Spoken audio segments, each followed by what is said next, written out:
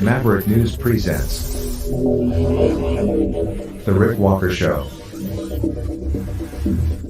Defrag your mind.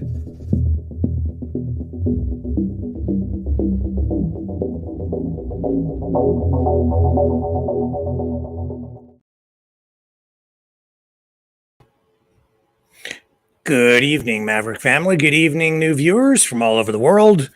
I expect we'll have a very large audience tonight because of the subject matter that we're covering, which will include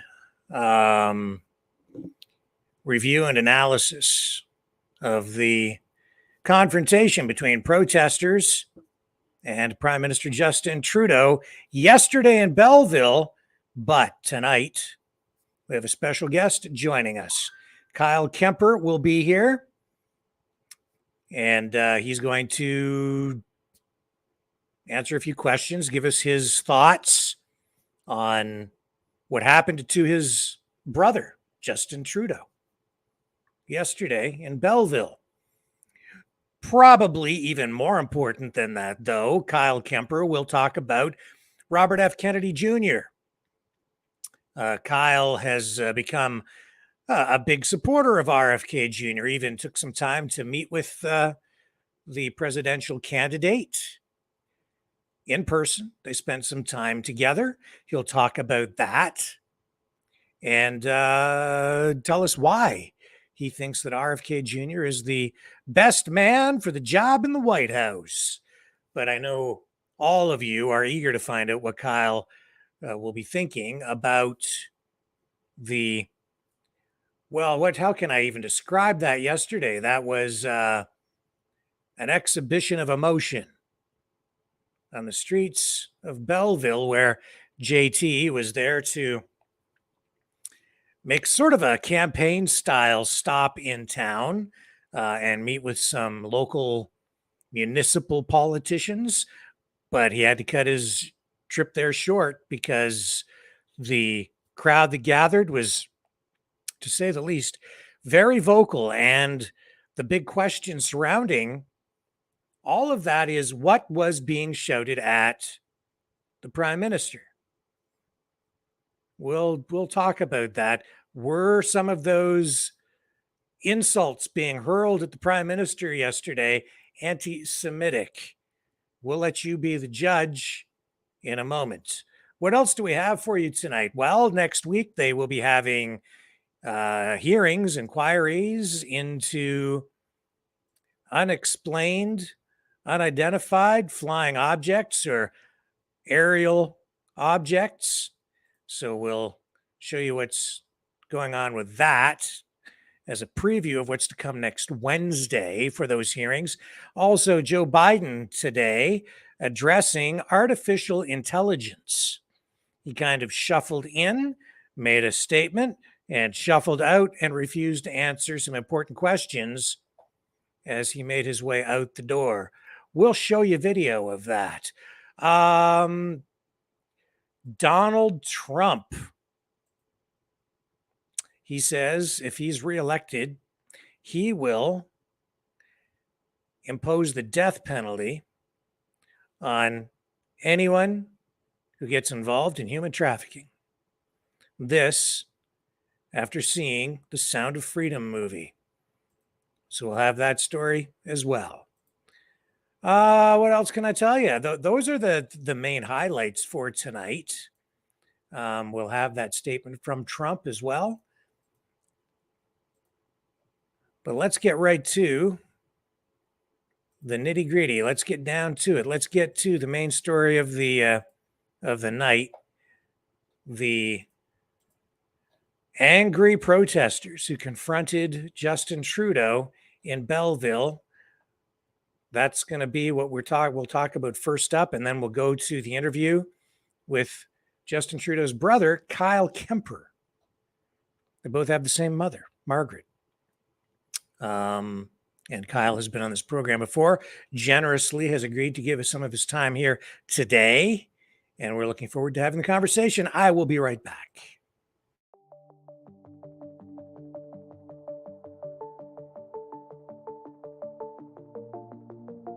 Greetings, brave Mavericks.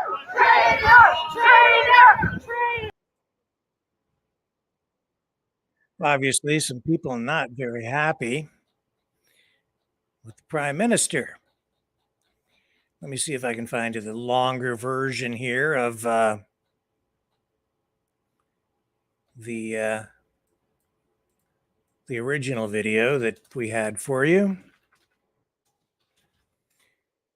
so you can get more context. Here we go.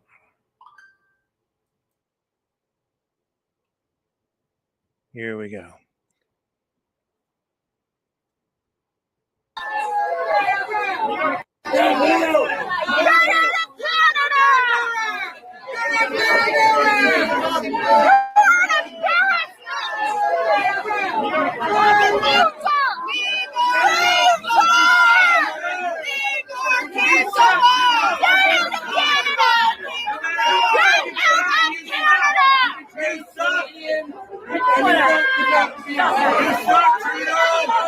You're a traitor, Trudeau! You're the fucking communist! Get out of Canada!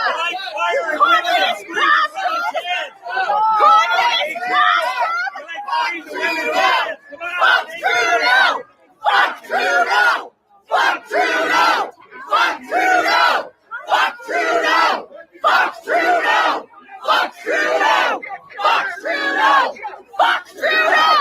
Fuck Trudeau! Fuck Trudeau!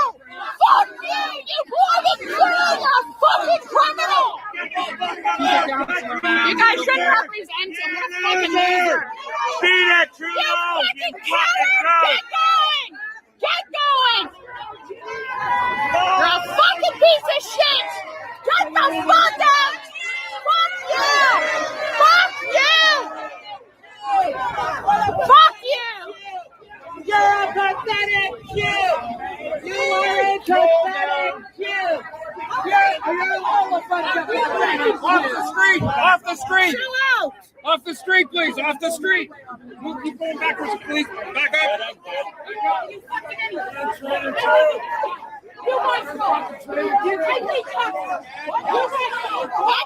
fucking run! Run, Trudeau! Run, bud! Run away!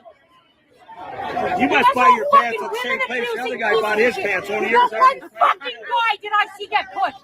You know how many women I did? Oh, you fucking I've never seen you play. It shows you that you suck, Trudeau. You need security. You fucking loser. Fuck you, Trudeau. Get the fuck up!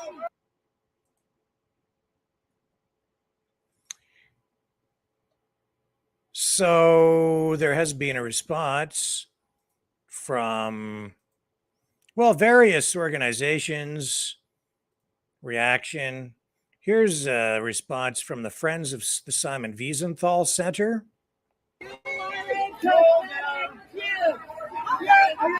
It says here a video is being shared widely on social media that depicts a protester in Belleville yelling, "You're a pathetic Jew," at least twice. It was more than that. To Prime Minister Justin Trudeau, protest is essential to any democracy, but hatred spreads when it is tolerated. We urge any media sharing the video to condemn this vile expression of anti-Semitism. So I bring you that.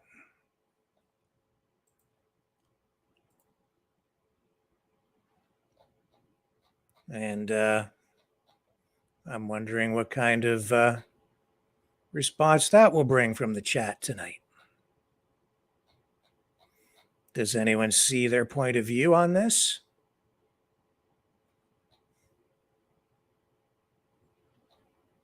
Not sure. Well, we'll get into that with Justin Trudeau's brother, Kyle Kemper, when we return. Don't go away. The full interview coming up right here. The New World Order. Government overreach. The Great Reset. Mainstream media lies. Now more than ever, independent voices are needed. Donate now at freedomreporters.com. That's freedomreporters.com. Maverick News. The antivirus program for your mind.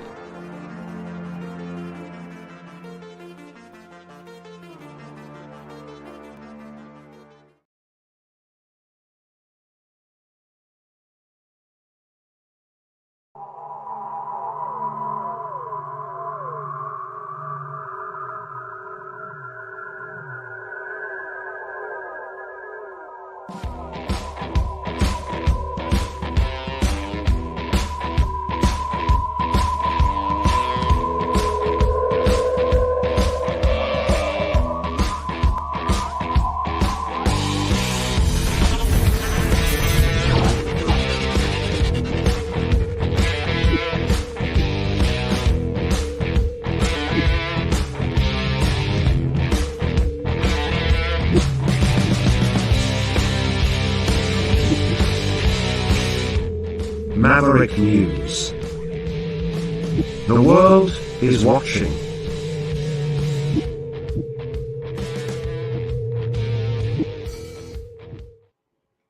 So just before we go to Kyle Kemper's interview, I just wanted to rewind to last January because a similar thing happened, kind of at a similar level, which you may recall. Emotions were running high. The Prime Minister was in Hamilton for a big event, a big Liberal event, and this is what that looked like, just to jog your memory. You can see they've hung up tablecloths so nobody can look inside. Sorry for my shakiness. I'm freezing.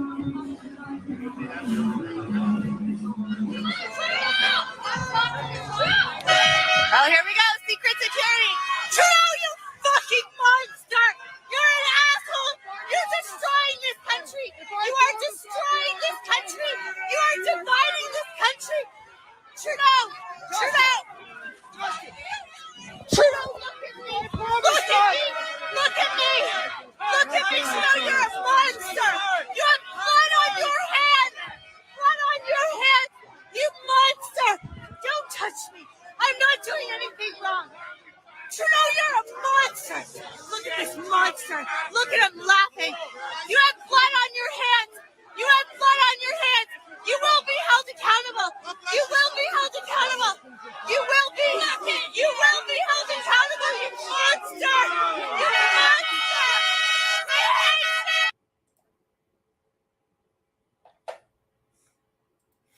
So that was last January. Let me just bring this up.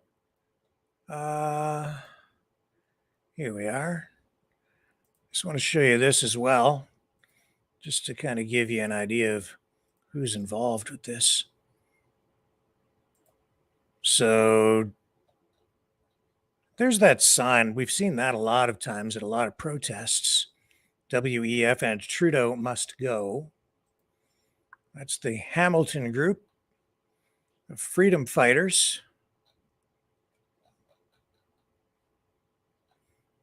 And, oops, what happened there? Let me just go back.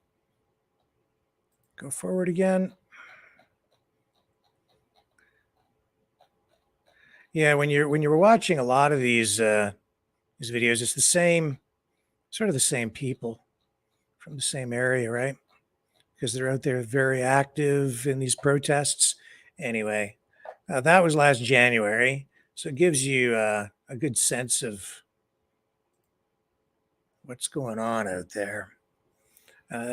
Scale is important. Perspective on these things is important.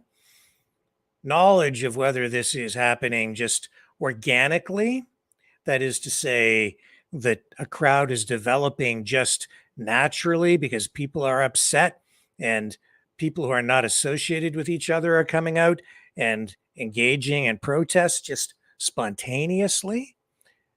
Or is this a case of something that is organized, choreographed? Are we watching political theater? Is this somewhat staged, in other words? I would say, given what we're witnessing, it is somewhat staged. insofar as people are being told that the prime minister is coming. You have an organized group, people who know each other, they're politically active, they are political activists, protesters, who I think from what we're seeing are probably engaged on a regular basis out there protesting. And this was one of their protests. And in this particular case, things really got ramped up, amped up, a lot of energy there, a lot of frustration, which I understand. Not thrilled about the language used. Not happy about that. I have to be completely honest with you. Don't like it. But you know what? I've called it out before. Many times I've told you there is a problem out there within the freedom movement. People just aren't willing to acknowledge it. I guess you just kind of want to look the other way and pretend that there's nothing there. But what can I do other than just run the video, show people, and illustrate the obvious? But if you just want to pick a side and you don't really care about what's right and what's wrong, that's your choice. That's entirely your choice. Let's take another break, and when we come back, we really will get into the interview with Kyle Kemper. I'll be right back.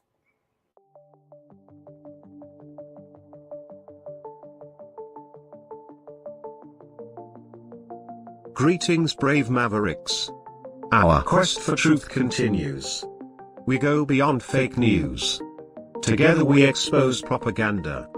Together we pull others out of rabbit holes. We are maverick thinkers. We are all unique individuals, defenders of individual rights and freedoms, credible, trusted, grounded in reality. Maverick News, Maverick News. Defending free speech, free speech. Donate at freedomreporters.com. Do it now. Tomorrow may be too late. Maverick News. The world is watching.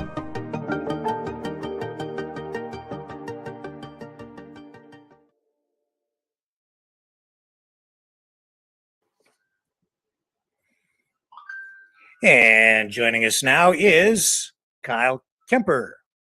Hello, Kyle. Welcome back to the show. Thank you so much for taking the time today.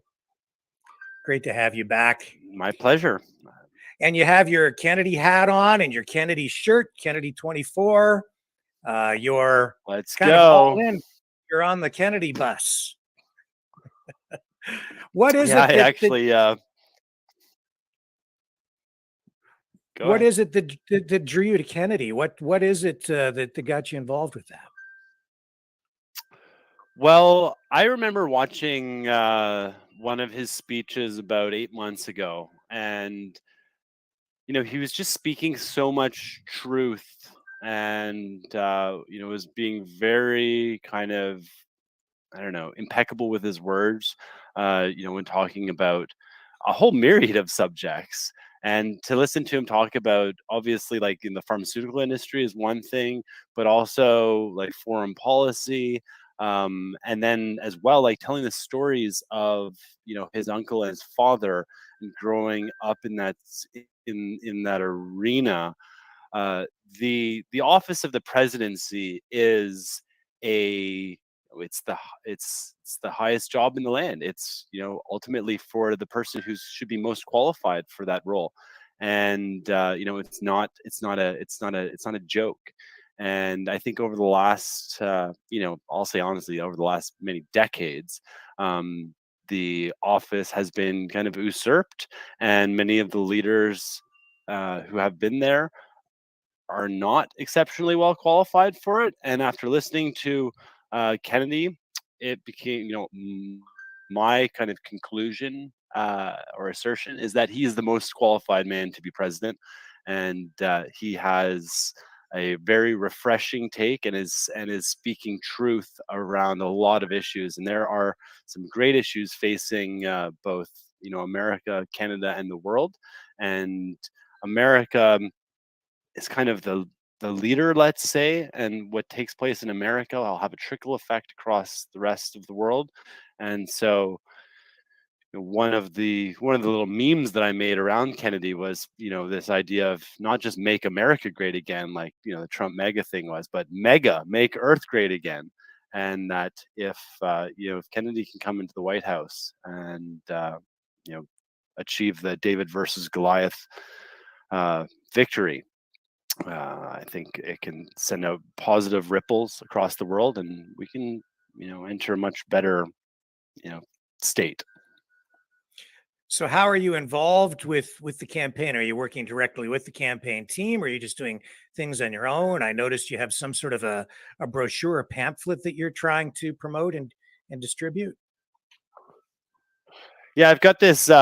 So I actually was down in Sarasota, and I met some of the old Ron Paul organizers who were very, very involved with Ron Paul's 2008 and 2012 campaign. And one of the things they did is they made this thing called a super brochure, and it is 4 panels by 4 panels, so 8 panels of information, absolutely chock full of it. And they did this for Ron Paul, and back in 2012, they distributed brochures to every resident in Iowa, and it actually resulted in Ron Paul getting, I think, 26% of the vote there. And this is flyers are one thing, but like an excellent brochure like this can be something that someone sits down and reads with and spends time. And not everybody's on Twitter, and not everybody's watching alternative media or gaining access. So by presenting a high quality brochure, I think that's that's a really effective ground game tool, and to help spread a message. And the per unit cost on these is incredibly low. It's like for $100 you get 700 of them. So the versus for $100 you get 3 hats. So 700, 3 hats. Obviously you get a hat. It's very fun. It's something to wear. It's something that you can kind of put into. But with these brochures, it's a means to actually be very kind of effective. So I'm just supporting these guys. It's foreverfree.com if you're interested in learning more about the brochures. But again, it's in the spirit of grassroots organization and campaigning. I'm just a node in this whole thing.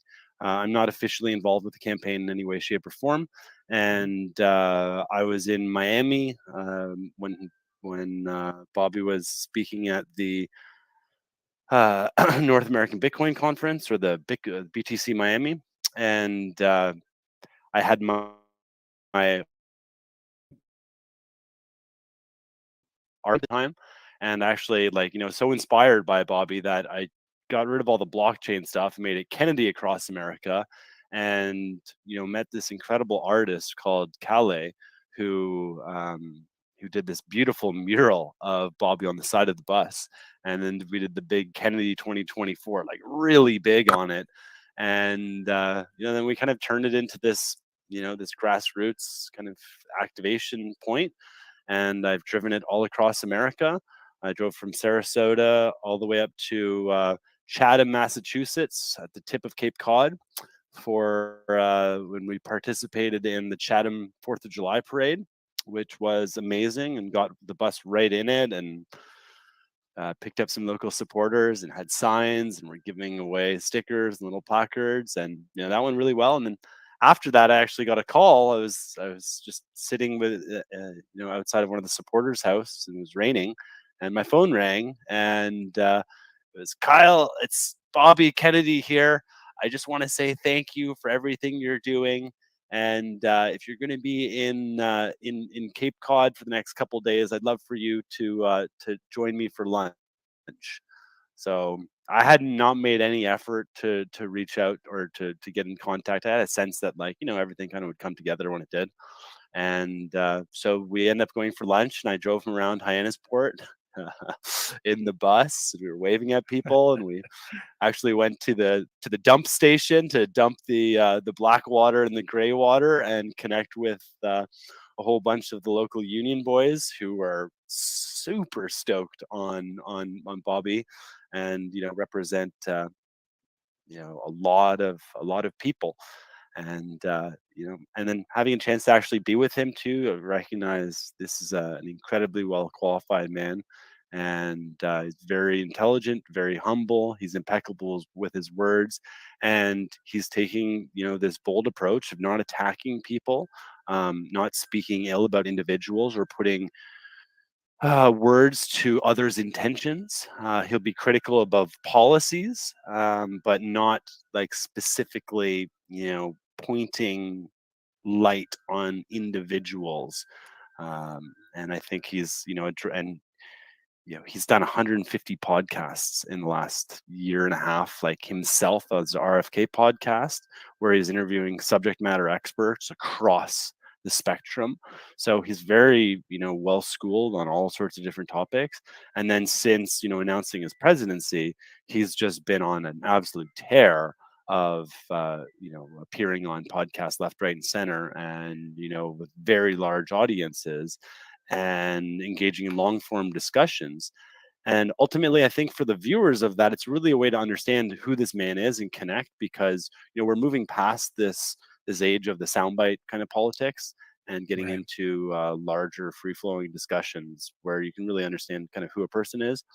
And so far, I mean, I'm just like, yeah, I'm so impressed But by Bobby, and I it think he's the seems like man. he's going on all these podcasts though that are more conservative. To me, it seems like he's with the wrong party.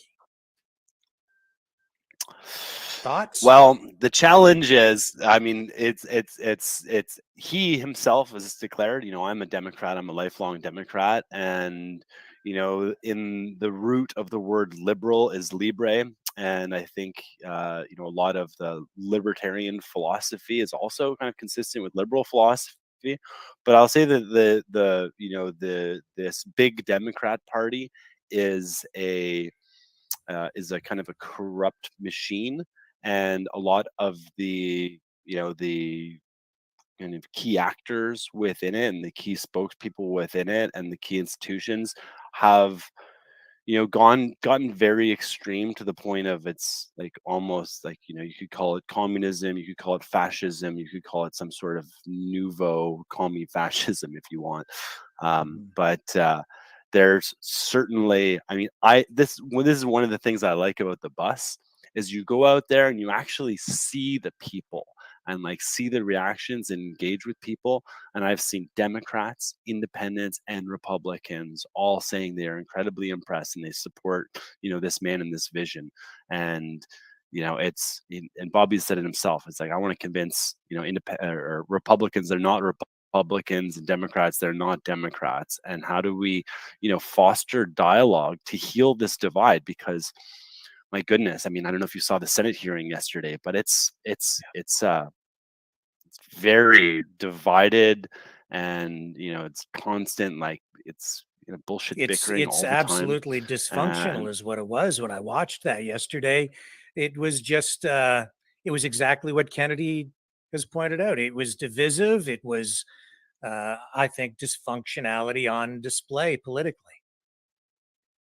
well, and a lot of these, like, and it was interesting too, because like he's testifying and it's all the Republicans who are asking, like, trying to have him answer questions. Then all the Democrats, all like, without question, they just smeared him.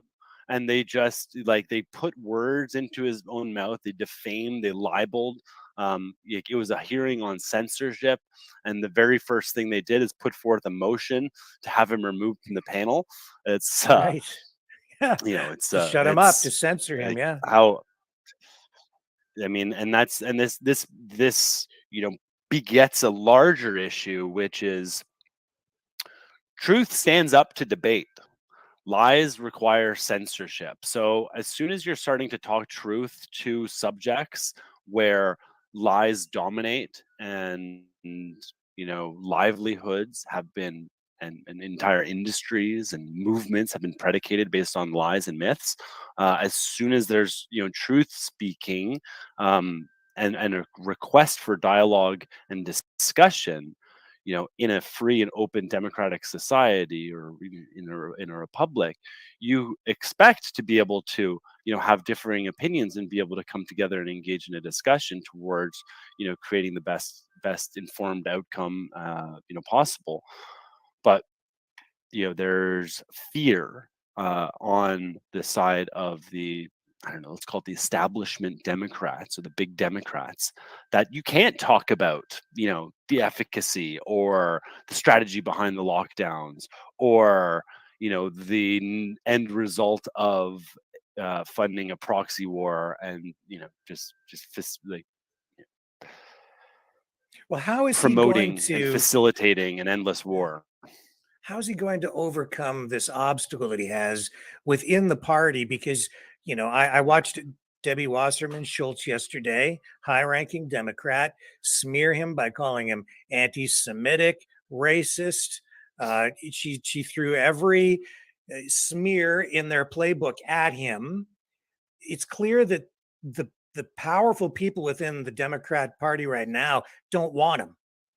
And when we see what they No, did they to Bernie don't. Sanders, it's like that party doesn't really elect a candidate. They end up selecting one. So how is he Right, and going to that's why, overcome like, that?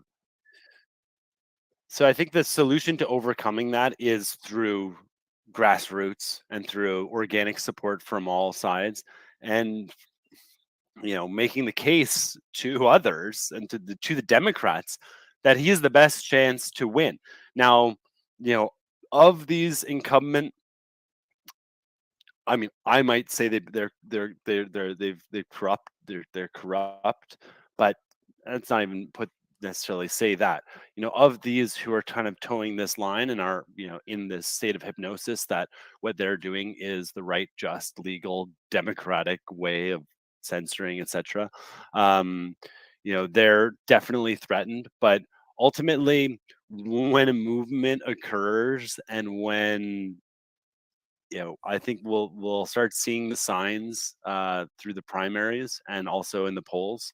Uh, there's probably going to be that'll be an information war itself in the polls, but ultimately, the people will rally behind those who they believe in, and Bobby is speaking a message of hope. He's incredibly courageous in doing what he's doing, and he's attracting a lot of, like, I think 50% of Americans identify as independents. So if he can get the majority of that vote, behind him, it's basically game over. And then when you have so many of the Republicans too are coming to him. I mean, I was at a gas station in Myrtle Beach, North Carolina, or South Carolina, one of them, and some guy came and rapped on my door and just came, and he was wearing this big American T-shirt. I was a little bit put off, but just by the intensity of it all. Then he comes and he's like, I just want to tell you, I'm a Republican. I've been a Republican all my life. I really like Kennedy, and I would vote for him. So it's like, okay, you hear that and hear the people declaring that, and then the stories will happen. And now that we're past the the psychological operation of the lockdowns and putting everybody into silos and, like, hypnotizing them with this point of view of the world, and that people are actually engaging and discussing and having open conversations, and, like, the trust in the mainstream media is at an all-time low, and people are recognizing, like, whatever they're saying, it's like the opposite, like, it's almost to the point where it's like whatever they say, like, the opposite. It's almost all some may say it's all lies. So at the end of the day, like, I think it's there's a large movement building, and with my bus is just one, and what I'm doing is trying to, like, validate and test different things. And then with the launch of the brochures getting out there, along with just Bobby himself just doing an amazing job of inspiring people. And he more than and I was with a friend in South Carolina, or in New Hampshire, and he just put in a whole gym into his barn, and he's like, yeah, Bobby inspired me to get get into shape. And looking at him at 69 years old, and what the incredible physical shape that he's in, and how he takes care of himself, and and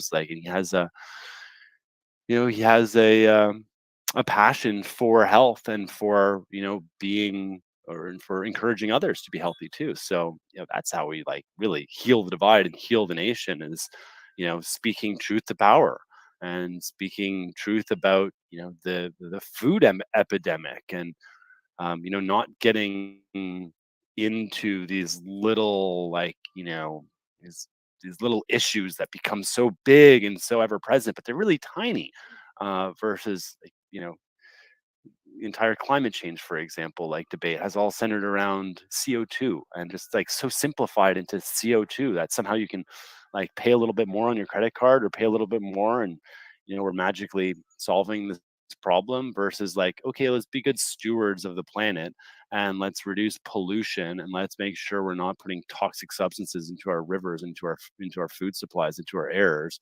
Let's Right. not allow the mass genetic engineering of our food supplies.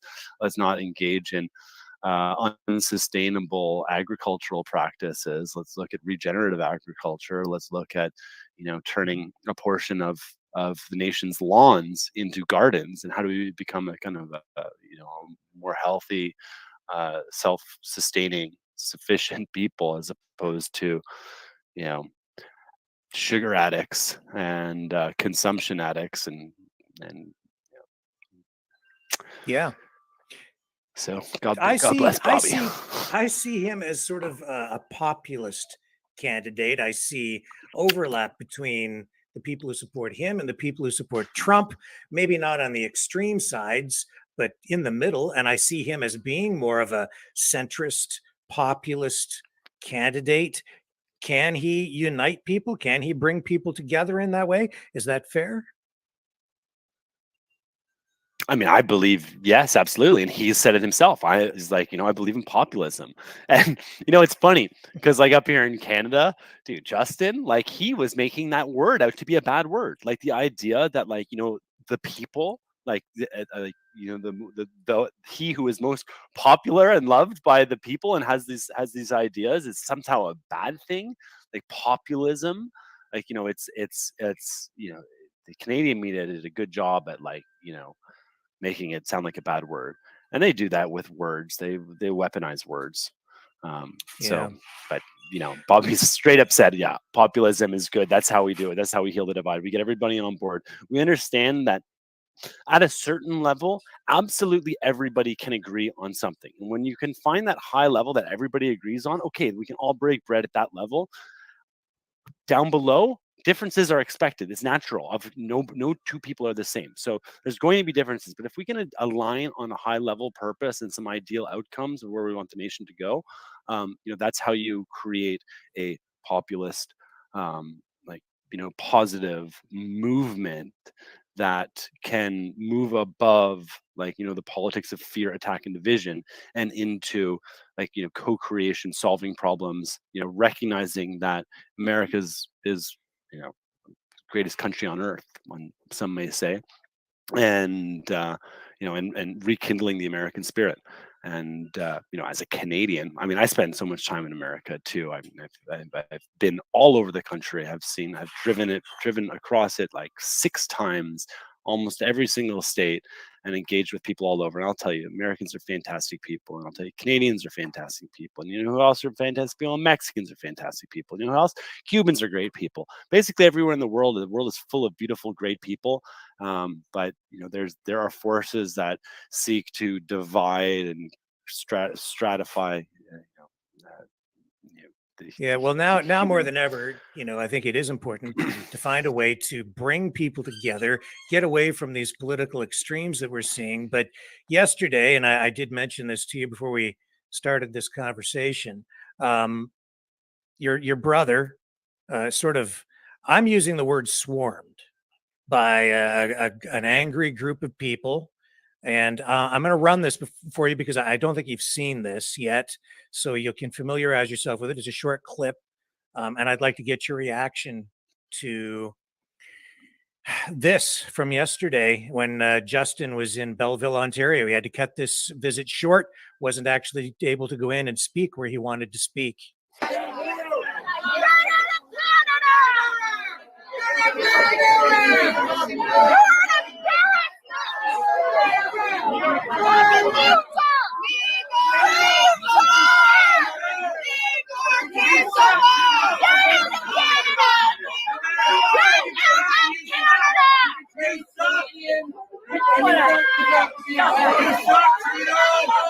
You're a traitor, Trudeau! You're a fucking corny! Get out of Canada! Communist bastard! Communist bastard! Fuck Trudeau! Fuck Trudeau! Fuck Trudeau! Fuck Trudeau! Fuck Trudeau! Fuck Trudeau! Fuck Trudeau! Fuck Trudeau! Fuck Trudeau! Fuck Trudeau!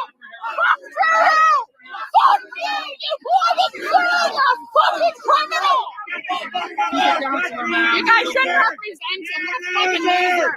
Beat it, You Trudeau! fucking coward! Get going! Get going! You're a fucking piece of shit! Get the fuck out! Fuck you! Fuck you! Fuck you! You're a pathetic Jew! You are a pathetic Jew! You're all a bunch of pathetic Jews! Off the street! Off the street! Chill out! Off the street, please! Off the street! Move keep going backwards, please! Back up!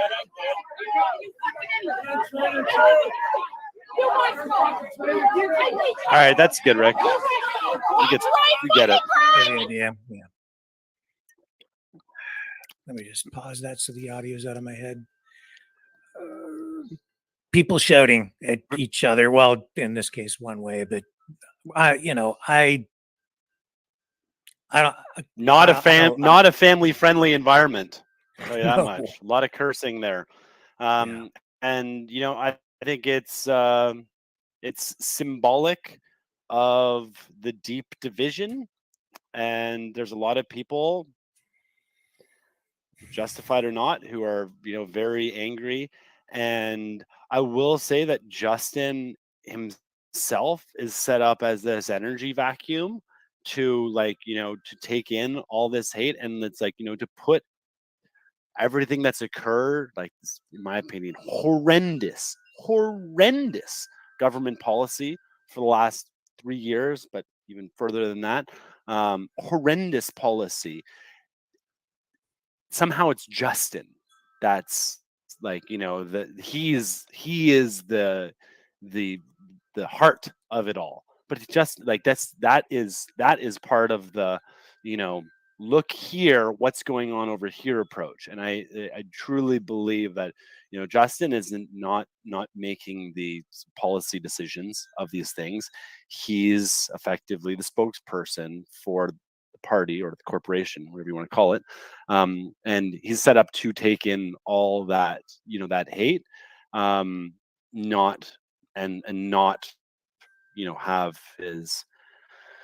his general, his board of directors underneath, the light, if you will. And, and people, said some terrible words in there, and, people will say horrible words, and you can't, just because one person said something, I think somebody called him a Jew in there, that's a terrible thing to say. And it's as a slander. But again, they're people are charged, they're entered, they're they're fired up, they're they feel that this is their opportunity to have their voices heard, because guess what? Canadians have no voice when it actually comes to the government. And they'll say, oh, you can vote, but you can't vote. We live in there's a vote every 4 years, and there's a lot of tricks, and when it comes down to voting, it's become so popularized around single little issues, but ultimately it's nothing kind of really changes with the voting. And so you look to, okay, well, how else can we have our message heard?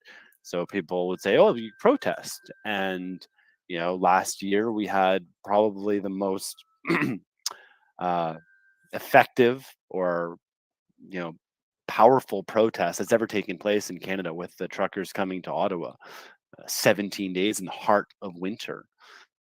And you know, speaking a little bit back to what happened before, like, they came, like the truckers, I mean, more than the truckers, the doctors, the scientists, the health experts, the security professionals. There's so many people that came to Ottawa and, like, seeking to have, discourse and debate and ultimately, like, protest these vaccine mandates, and it was on the truckers that was, the whatever the inflection point. But the government then chooses the strategy of, again, you can't, because they're operating on lies and myths. They must engage. They must enrage versus engage. So they stage a couple photos. They use their media partners to propagate, like, this false reality that it's a bunch of, white supremacists, like, unacceptable, misogynistic people, when, like, the truth of the matter was it was completely the opposite. And I will say, like, a lot of these disparaging words that the government and the government spokespeople say is mere projection. Like, they'd be better just to say that into a mirror, because when it comes to this fringe minority, like, they're absolutely in this fringe minority that believe in oligarchical rule, that the people don't have, that don't deserve, or have a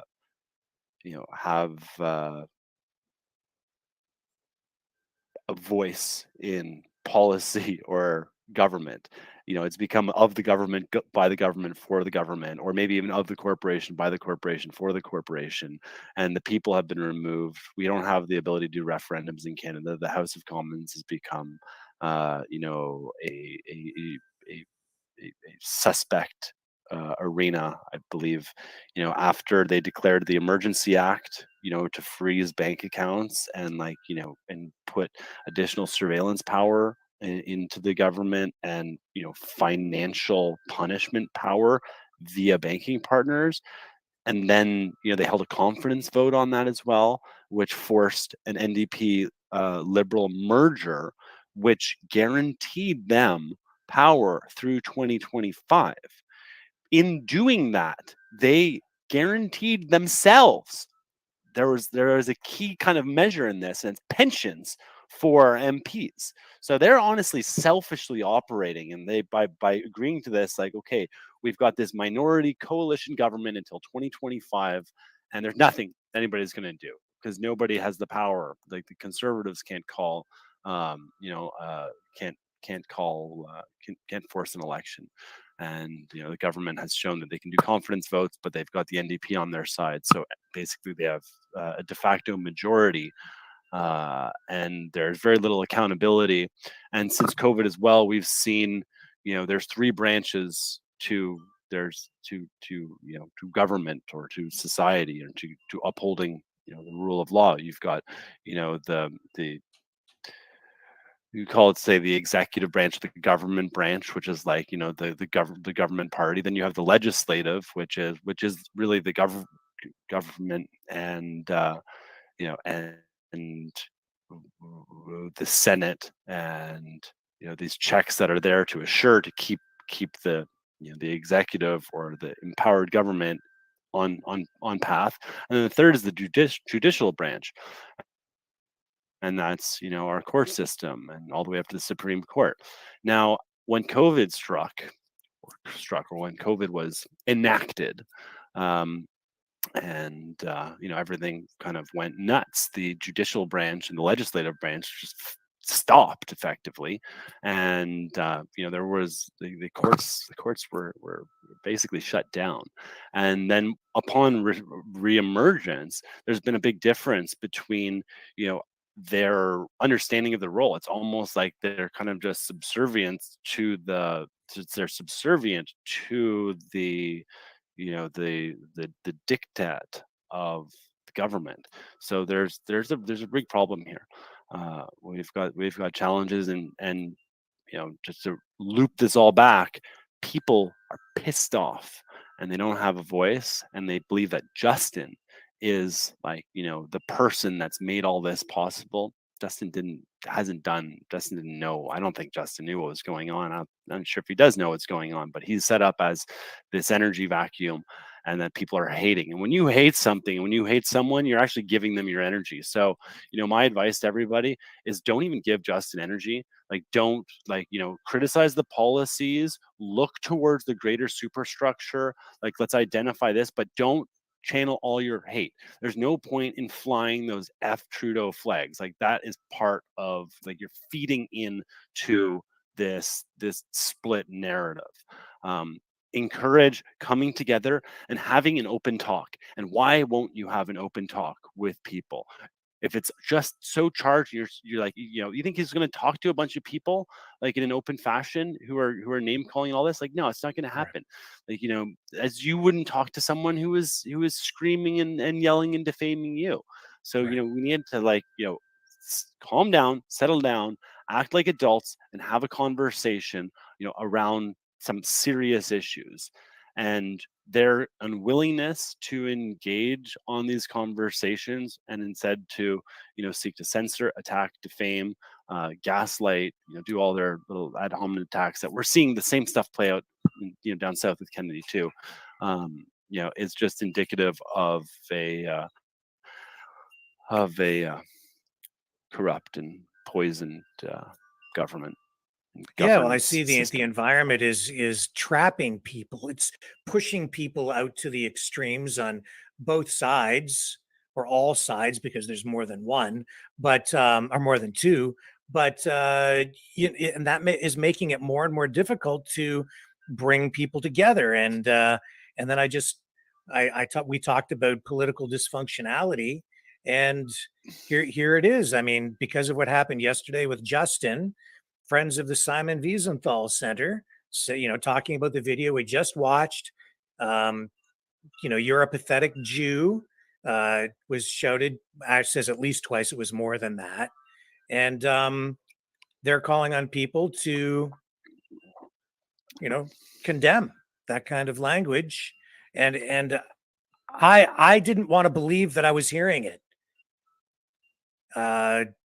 But it's clearly there, and I find it very disturbing.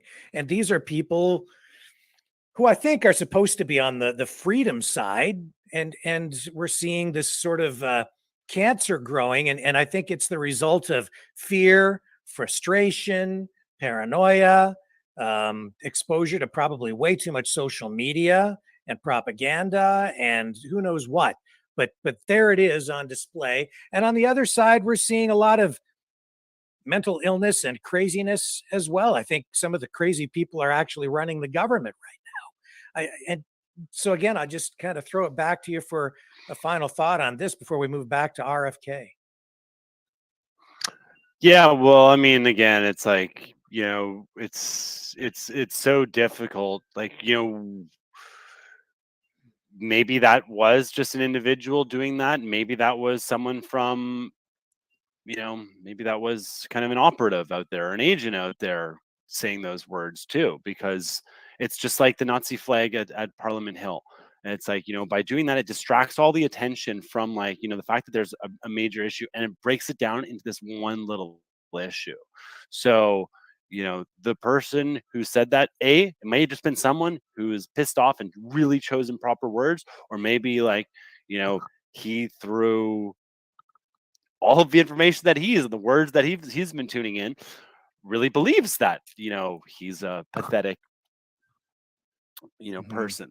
But even that, like, to create like so much energy and be like, oh, someone said that, so therefore, like, they're gonna make a big story out of this, and oh, poor Justin, and oh, look, therefore this one person said that. Maybe it was, like, someone legitimate who believed that. It could also be a provocateur. There's no Well, shortage Kyle, of I history of understand. that taking place I as have to well. say though, I have to say that as I've been covering all of this stuff, especially since the convoy, 6 months after, now moving into today, I am seeing honestly a darker side of things. I'm seeing things that I wish I was not seeing. And again, it's coming out of this frustration with people, I'm sure of it. And they're being exposed to ideas that are being used to kind of pull them over. And I'm really concerned about it. I see it as a cancer within groups of people who are otherwise, great Canadians, great Americans, even. But we've shown people, we've had people on here talking about, well, we showed a guy who's using a swastika, and he came on here to defend it as part of a First Nations thing. And then he came back on, and he's got a new emblem that is almost a carbon copy of the Nazi um, coat of arms from World War II. I mean, I don't mean to, and I wouldn't even focus on this stuff, except that what I'm seeing now is people running to defend it instead of saying, hey, like we've got a problem here. Let's kind of deal with it. I see people defending it, and that was the case last night when we first ran that clip in the comment section with so many people. We're seeing it on social media today. I find that very concerning, and I see that just Yeah, I mean, those are condemning. yeah, Those are terrible words. Those are yeah, terrible words. And like, they're coming from one person. They don't represent like, the subset of everybody. It's an sure, emotionally charged environment where right, like, people say stupid things and everything's being recorded. So this is like the importance of being impeccable with your words. Like, yeah, just in general, like everybody, like be impeccable with your words because like that type of like you think you might be doing something good but at the end of the day it's going to set it back. Now that is actually taps into a deeper issue, which is there's also like the weaponization of social media and like the power of technology to like let's provide an echo chamber and an arena for a lot of maybe let's call it kind of hateful discussion or radicalization, if you will. That leads to negative outcomes and more hate and fear and aggression amongst parties.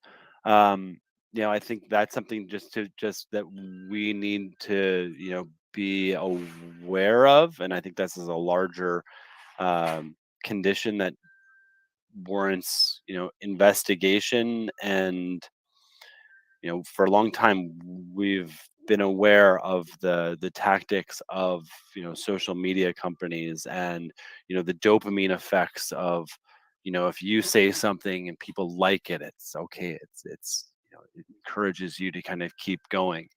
And and highly divisive posts get a lot of traction.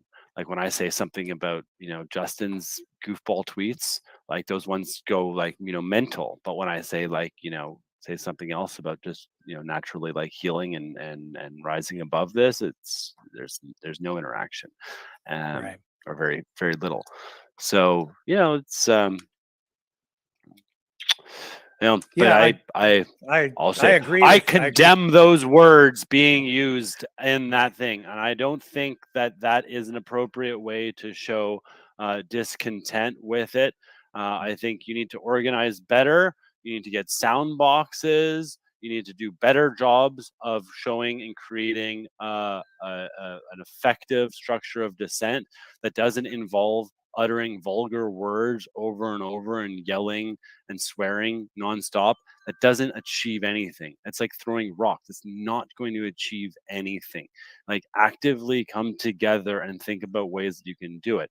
Now on Justin's side, he's got a big problem that he can't go anywhere, like in Canada, announced. So likely the reason why they're there is because it became known that Justin's going to be here at this time. So okay, like these people can come out and and do whatever it is that they did there. But Justin, like, this was not the case 5 years ago for him. He could go anywhere and it was generally a positive environment. But since the actions of his government and and the attacks on the charter rights and freedoms of Canadians, and the the constant propaganda and forced lockdowns, destruction of our economy, mass injection of experimental mRNA technology, paid for by the Canadian population, and having our politicians act as salespeople for pharmaceutical companies, and not being able to engage in any discussion around the safety or efficacy of them. I think they've lost a lot of trust of anybody who's concerned about that. I know, as someone with many children, that I give a lot of care towards the health and safety of my family, and I will not do anything that in my opinion, could be a danger towards myself or my children. So that's why I was absolutely against this entire injection jab agenda, and having been on this and been engaged with this information war for the last couple decades. This has been something that has been talked about over and over again, that one day they're going to be doing a global injection program, and we had it, and everybody was warned, and I think everybody got the warning that it could be potentially dangerous, but a lot of people just kind of succumbed to it and took it, and I think there needs to be still accountability and responsibility for that. I think we need to have transparency within government as well about how the spending took place, about how much we were paying for each of those things, about how much we were paying for all those goddamn tests, about really open the books, because money talks, and just follow the money, I think, is a really effective kind of line when it comes to understanding what actually took place, because people can say words all day long, but when you follow the money and see how that webs together, and then combine that with the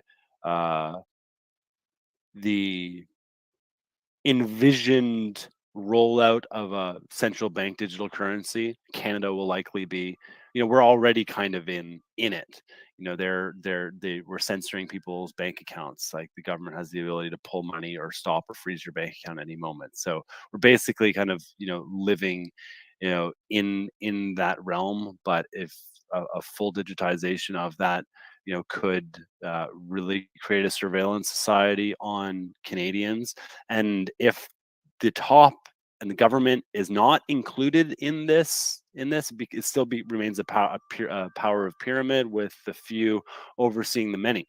Now, if before we apply that technology to the people, we apply it onto the government and onto all elected officials and onto all businesses that deal with the government and their major shareholders, and we flip the pyramid upside down so that the many can have transparency over the few. I think once you shine light into those shadows, they're not going to want that to happen. And if that was a prerequisite towards deploying it, that would stop it in its track. B, they're not going to want it for their own reasons, of just because the government is incredibly inefficient, and there's a lot of backroom deals, and there's a lot of conflicts of interest that take place. It's not that it's like, yeah, it's inherently wrong, but once something is inherent, it's like cheating on your taxes, for example. It's something like, even the tax professionals, they'll encourage you can cheat a little bit. It's like, we cheat so much, and it's like, when that kind of mentality becomes the norm, we got a problem, because it's honestly, it's like the speed limits. It's like the speed limit's 100, but everybody goes 130. And it's like, there's a weird gray line between maybe 125 or 135 or 140 that, like, at which point you're going to get pulled over. So, when you have these, malleable moving goalpost lines,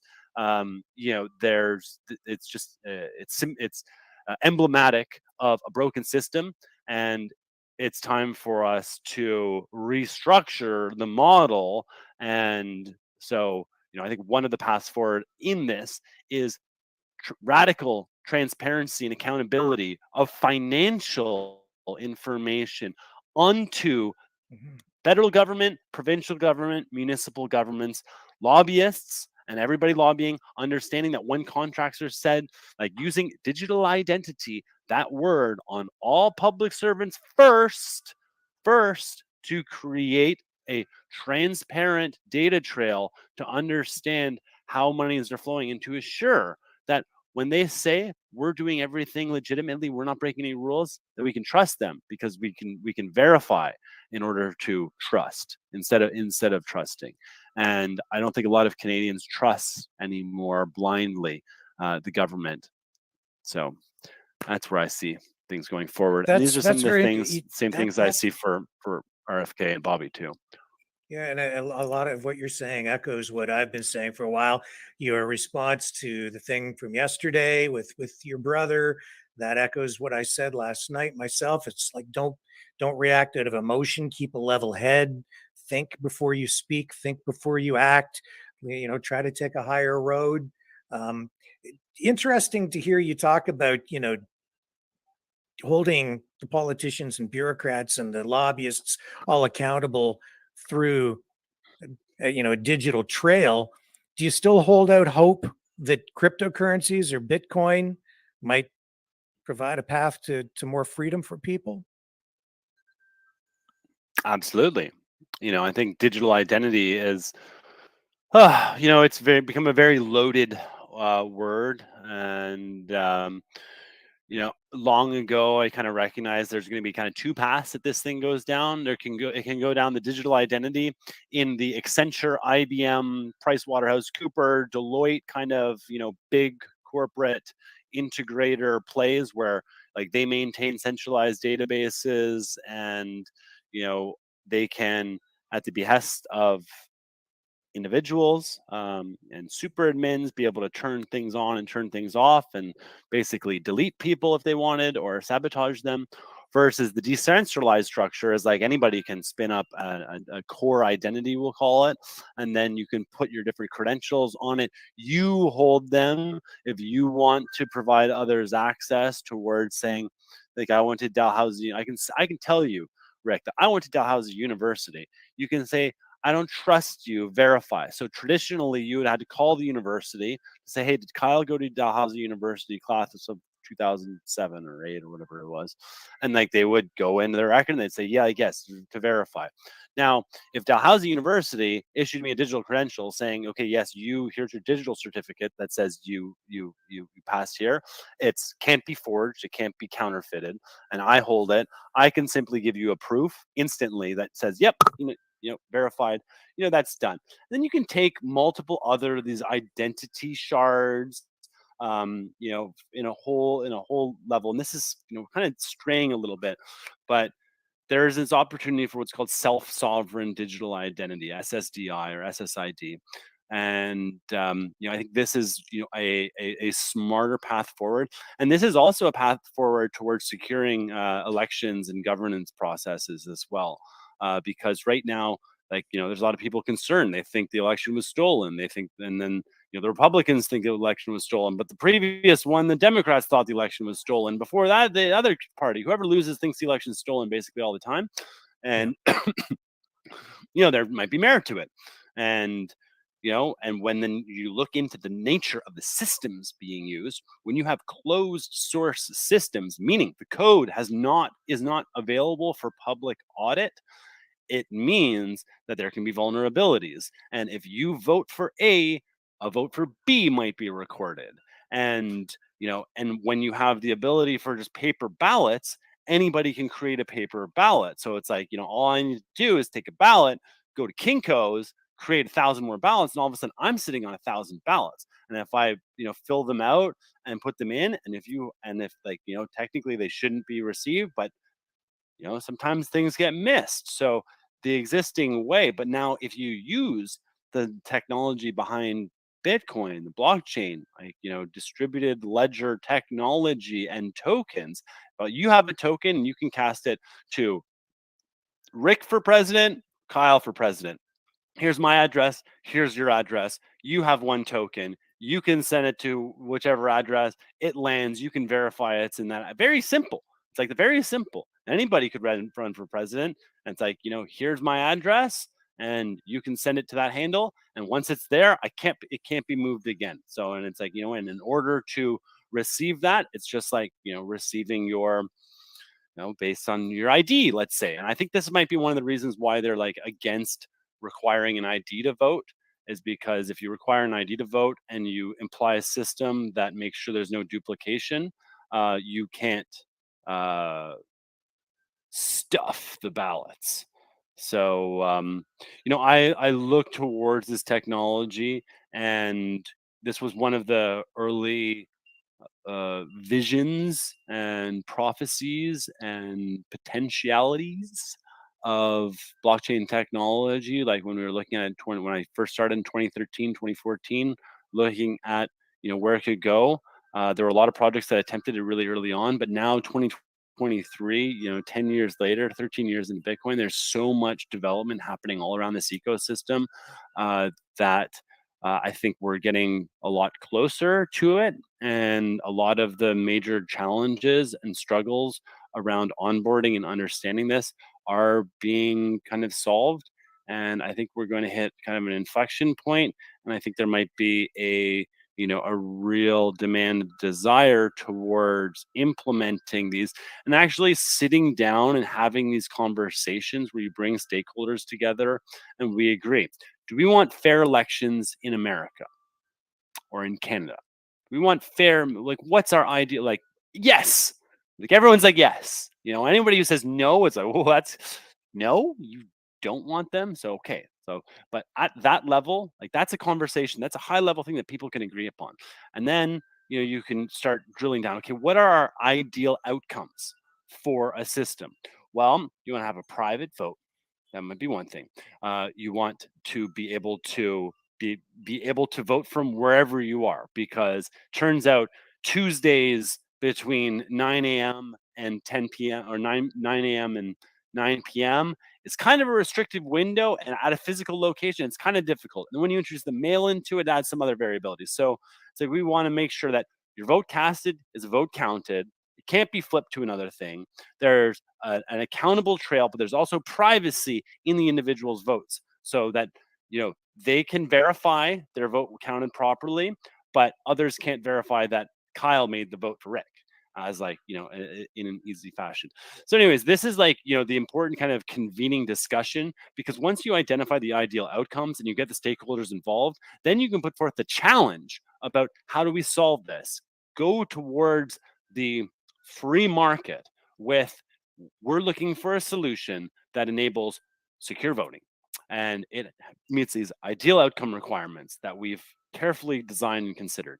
And now submit your proposal. If you can do something that does this, that does all of this, guess what? We're going to implement it, and we're going to review these and then implement these. And when you bring all the stakeholders towards engaging on that, then you actually have buy-in from the network or from the people towards enacting that, versus if an outside group, if the PPC, for example, decides, okay, we're going to build this whole secure thing that does everything, but they don't engage with the other parties, someone just coming to them, people going, nope, we weren't involved on the discussion of this at all. So they're just going to naturally distrust it, and it might not be adopted, even if it satisfies everything. So that's why it's critically important to have an open discourse and convene with all sides towards looking at these solutions. Unfortunately, there are these discussions taking place, and we need to elevate the conversation around that, because at the end of the day, the way the system that we have right now is not working. The people do not have a voice. There is no accountability and no responsibility of our elected officials, and and it's having a huge negative toll on Canadians, both spiritually but also financially and mentally. So So is it realistic to think that getting somebody like Kennedy elected would even make a difference, or is the system still viable? Can it be fixed by electing somebody like Great, Robert F. great, Kennedy Jr.? great question. Yeah, I mean, I think it's, you know, there's an opportunity here to for a movement to build around him. And if he can catalyze, Donald Trump by the end had a list of 90 million people within his campaign. That's a lot of people that can be enacted. Now, do all of them necessarily support him still? Probably not. But that was part of it. And if right now Bobby's going after the DNC ticket, the Democratic nomination. He's going to have to get through the DNC, which is a embedded, in my opinion, corrupt establishment, gatekeeping association. And there's no person that's just the DNC. It's kind of mysterious kind of vacuum of energy. So Bobby's got to kind of come after that. But the other thing about Bobby is he's attracting incredible people all around him. So at the Senate testimony yesterday, you probably saw Dennis Kucinich right behind him. But sitting right next to Dennis Kucinich was Charles Eisenstein. And Charles Eisenstein is one of the greatest writers of our time. He wrote the book called Sacred Economics. He's written prolific essays. You should check out. There's an essay called Mob Morality and the Unvaxxed. Just a phenomenal article about the danger of groupthink and how anyways, but what I get to is he's attracting amazing people around him. And at the end of the day, politics is kind of a talent show. And it's if you get the best people on your side, if you become the cool place to be, everyone wants to go to the cool party. Generally people want to to be part of something, be part of the movement. They don't want to be fighting the movement. So these Debbie Wasserman Schultz and that other lady, I don't know, but all those relics of the system, those system Democrats, those big Democrats, that's not cool. Biden's not cool. It's I will say going out there and crossing, there's not one. I don't know. Let's say this: not one person was Biden is a good man and qualified to be president. Not one person said that. And the fact that the establishment is saying he's still the most qualified to be the nominee and should continue in presidency, when I don't think he could be hired as a manager at Walmart. I think he might be able to be hired as a cashier at Walmart, maybe as a greeter. But if you can't be hired as a cashier or a greeter at Walmart, but you think you have legitimate right to run for presidents, right? And there's tons of swearing in that earlier clip. So give me a fucking break. That's what I say. This is unbelievable, and you won't have a debate with Bobby. Because a lot has happened in the last couple of years. There's a proxy war going on in Ukraine. There are serious questions of ethical activities and behaviors on behalf of the big guy and the big boy. Call him that. There's a lot of questions that require some open, honest discourse. And by the time you get to the presidential debates, next August, next September, October, it could be there might not have been any debates until then. So this is why I think honestly the free market will solve this. And with all these podcasts and with what we saw with Rogan, offering to pay $100,000 to Peter Hotez, pharmaceutical salesman, to debate Bobby. And he refused, and the pot got up to almost $3 million. And he still refused. It shows, but I think there's going to be an opportunity for and I'm certainly encouraging.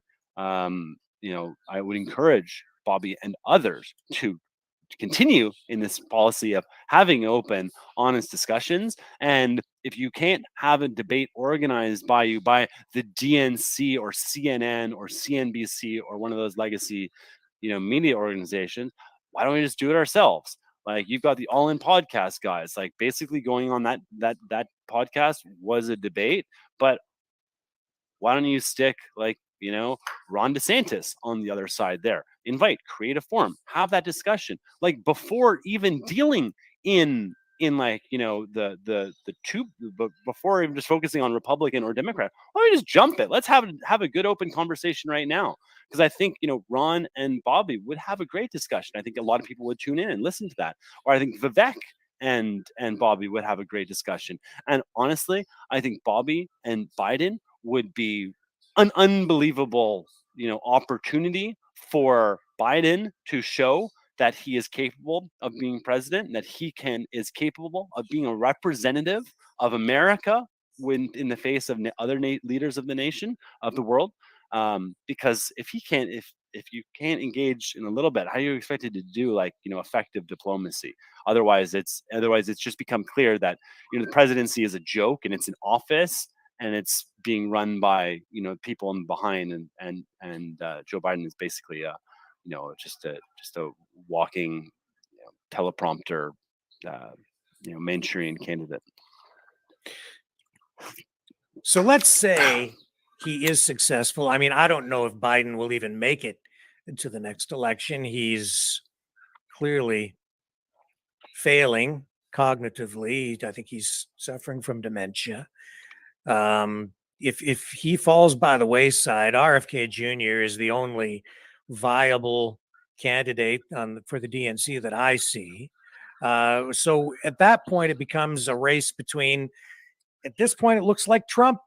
What's the difference between him and Trump in your view? Well, I think like ego is probably like the biggest difference, and like principle of selflessness. Trump, has a lot of amazing qualities, but one of the things I think he lacks is the ability to ever kind of declare that he was wrong or did something wrong. And I think, Operation Warp Speed, having Tony Fauci, within his cabinet and continuing to support him, being proud about rushing an experimental vaccine to the market, and and like he ultimately triggered the lockdowns as well. And I think that was the end of his time. And I think, having like, been questioned and challenged about that. Also, he's gone pretty silent too. Like he doesn't engage in open conversations, with anybody. He does his rallies and he's able to like connect and create the rallies. And he's an amazing speaker.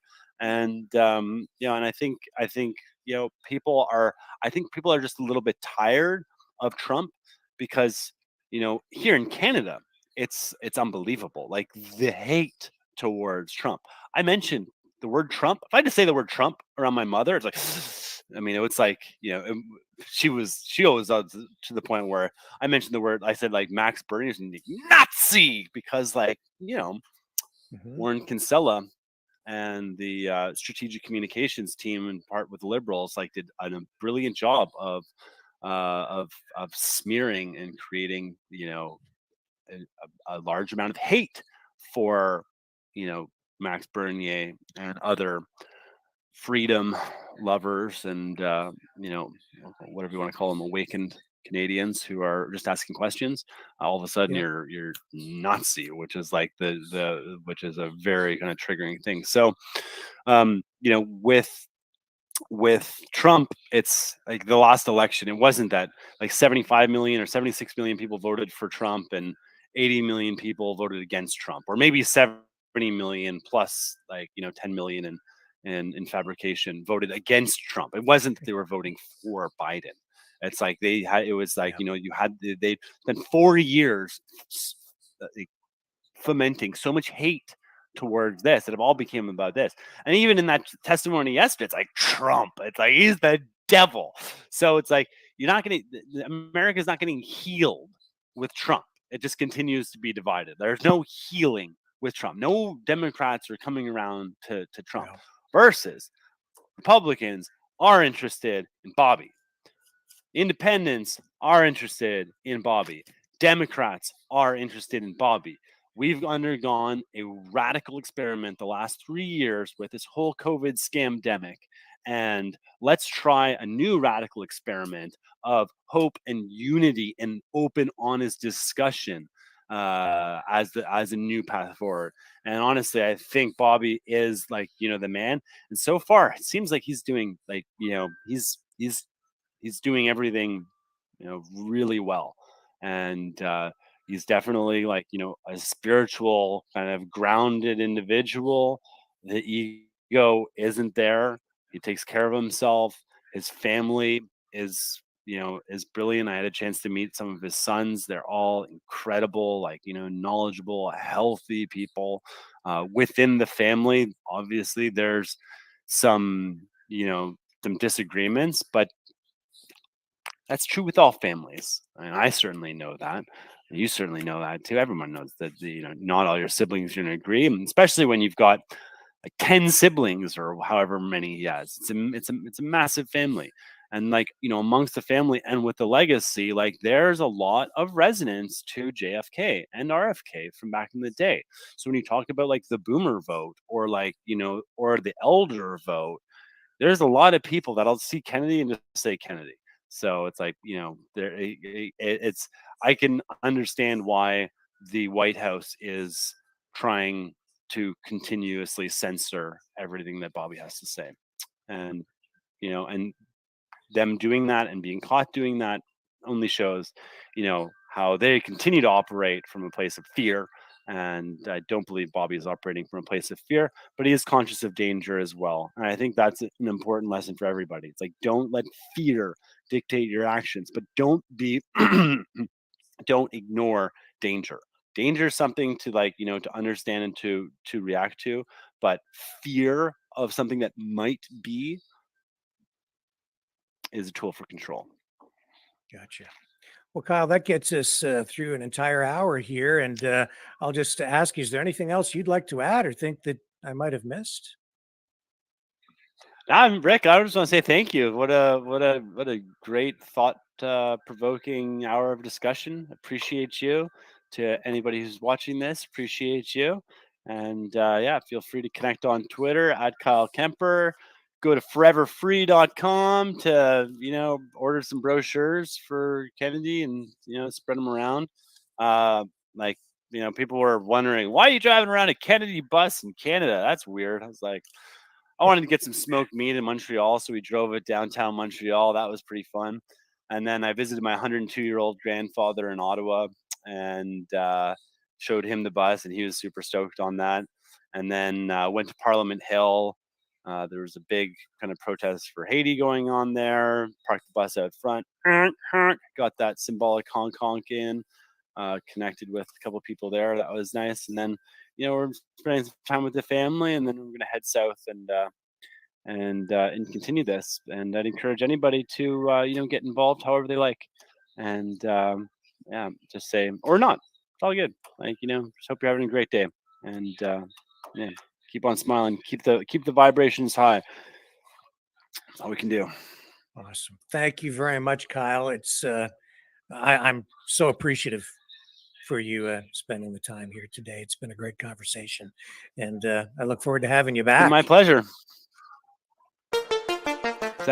The New World Order. Government overreach. The Great Reset. Mainstream media lies. Now more than ever, independent voices are needed. Donate now at freedomreporters.com. That's freedomreporters.com. Maverick News. The antivirus program for your mind.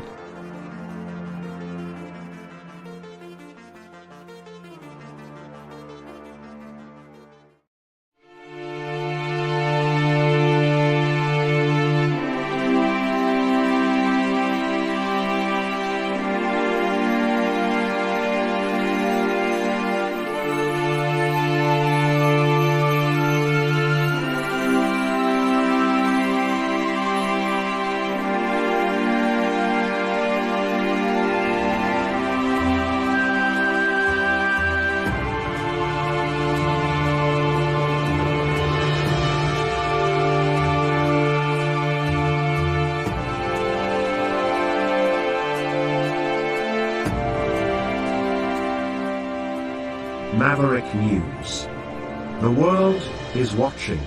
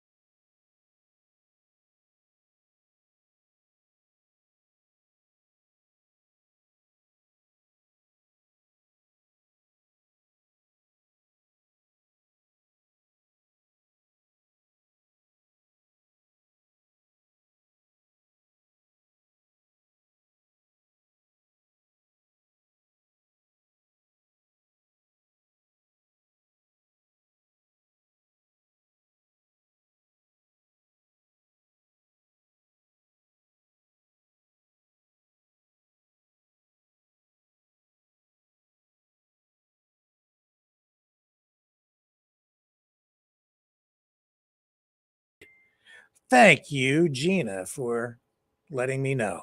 I'm muted, but I'm not anymore. Welcome back. I'm back. Sorry about that, folks. I do apologize. Time for other news. And what I was getting at, what I was talking about when you couldn't hear me, was Donald Trump. Because today he has vowed to implement the death penalty for child traffickers. He is making this announcement after seeing Sound of Freedom during a special screening at Bedminster, New Jersey. I understand he was sitting right next to Tim Ballard and Jim Caviezel as he was watching this. And now he says he will use Title 42 to end the child trafficking crisis. He says he will return all trafficked children to their families in their home countries without delay. And he says he will urge Congress to ensure that anyone caught trafficking children across the U.S. border will receive the death penalty. And he says the same will hold true for anyone caught trafficking women, because he says women are actually number one in trafficking and children are number two, he says. Title 42 prevents illegal immigrants from waiting in the U.S. while they apply for asylum, making them wait in Mexico, as opposed to filing U.S. courts and shelters while they wait. And when the Biden administration lifted the restriction, thousands of migrants did begin to cross into the United States. So we got an increase in irregular, or shall I say illegal immigration. And of course, as you know, a lot of these people who come into the country are given court dates to appear, but it's down the road and often years later before they're even required to return to court after they've been released out into the country to just go about daily life, I guess, at that point. Instead of trying to enter legally, they come into the country using that method. But anyway, Trump today making an appearance on his Truth Social platform. And here's Donald Trump with his announcement. I was thrilled to host a screening at Bedminster of the important new film, Sound of Freedom, about the power of faith in overcoming evil, and in particular, the evil of child trafficking. Big problem. We had it down to the lowest number in many years just 4 years ago, and now it's gone through the roof. Even though the fake news media has tried to ignore it, Sound of Freedom has been a national sensation and a colossal success at the box office, really big numbers. Everyone should see it.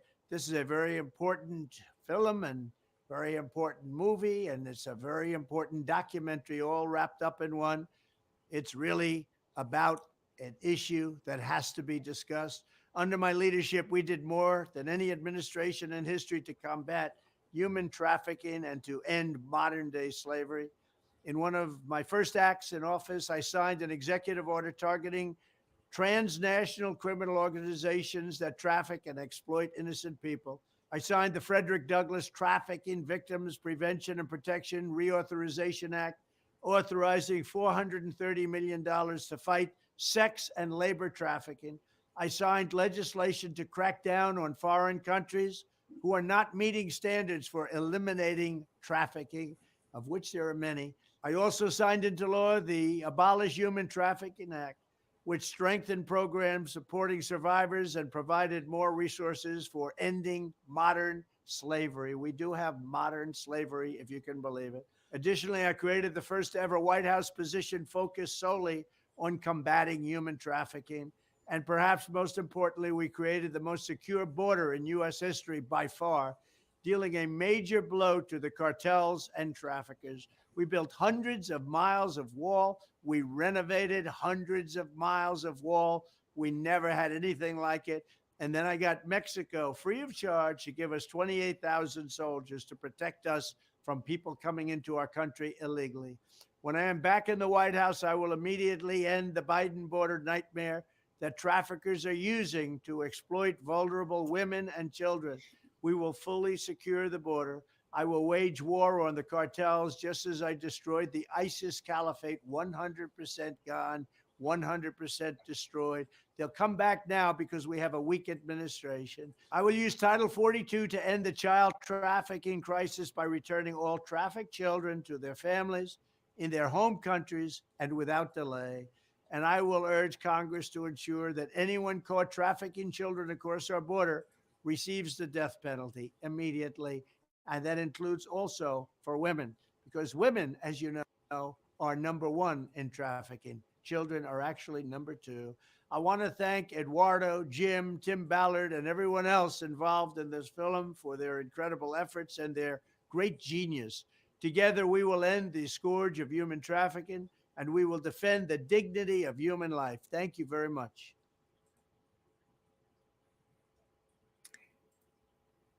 So if you want President Trump to do something, all you have to do is make a great video or a great movie, get him to watch it in a theater with you, get him some popcorn, a soft drink, hang out with him for an hour and a half, maybe 2 hours, depending on the length of the flick. Make it compelling, just make it entertaining, and you can get him to promise to change the world. Just make a movie. I don't mean to make light of it. I'm just saying he was in office for 4 years, met with Tim Ballard. There's a record of that. Talked about this very issue. I don't know why he's suddenly now coming out with this statement, other than, of course, he's campaigning. Why didn't he do it when he was in office? Why is he waiting until now? Just because he saw a movie? Wasn't he aware of the problem? Didn't Tim Ballard brief him on it? Just saying. Just saying. Politics. What a game.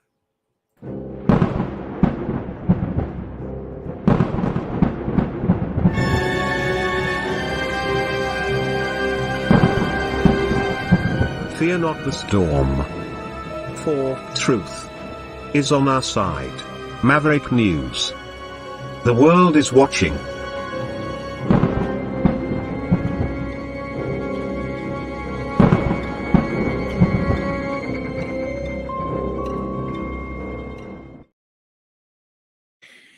So here's a new development on the foreign interference front. In this particular case, we're talking about Canada. An ex-RCMP officer has been charged with foreign interference. The RCMP says it has arrested and charged a retired member of its force with foreign interference-related offenses. These charges are connected to crimes that are alleged to have been committed in years after this former RCMP officer left the force. The officer's name is William Matcher, Majcher. E.R. I'm not sure how to pronounce the last name. I do apologize. 60 years old. He's from Hong Kong. He is accused of helping the Chinese government's efforts to identify and intimidate an individual outside the scope of Canadian law. I don't know exactly what that means, but apparently he's alleged to have used his knowledge and his network of contacts, which are said to be extensive by the RCMP in Canada, to obtain intelligence or services to benefit the government, the communist government of the People's Republic of China. That coming from a statement from the RCMP issued today. So according to the RCMP, these charges are the result of an investigation from the Integrated National Security Enforcement Team, INSET, which we've been hearing a fair bit about in the last number of months, which was launched in the fall of 2021. All related to suspicious activities surrounding this former RCMP officer.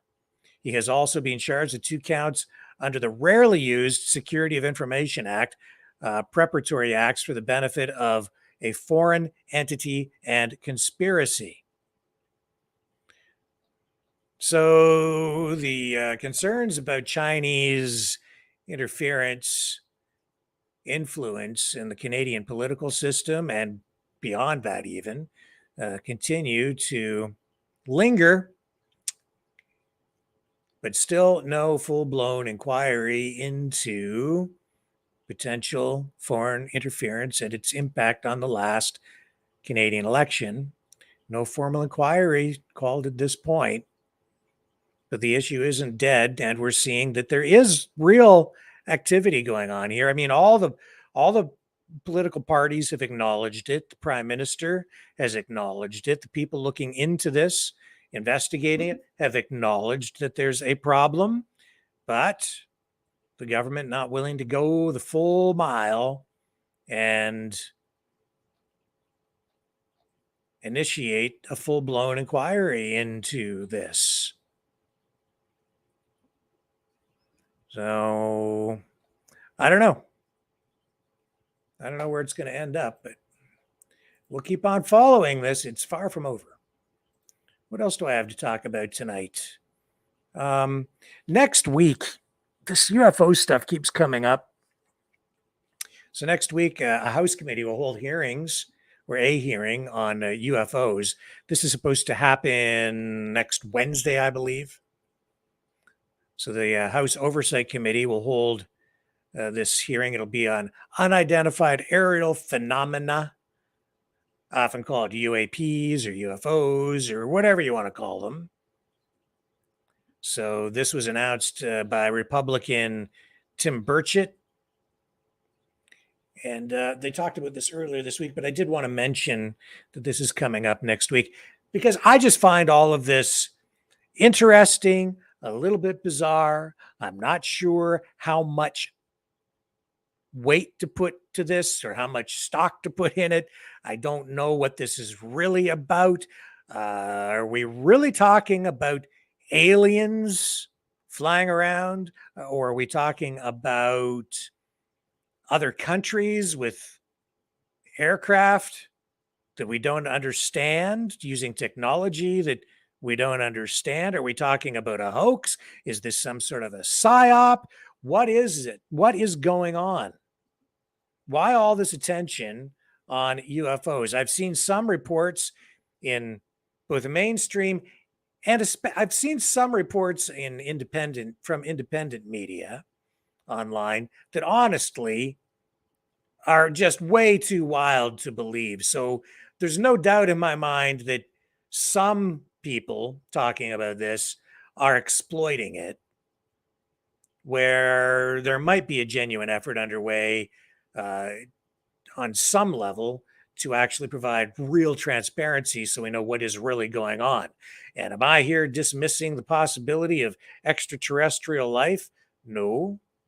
I think it would be foolish to say that there's no way there isn't other life out there in, in outer space. It's a vast, vast universe, man. There's probably life out there somewhere. Are aliens visiting the planet? I don't know. I just don't know. But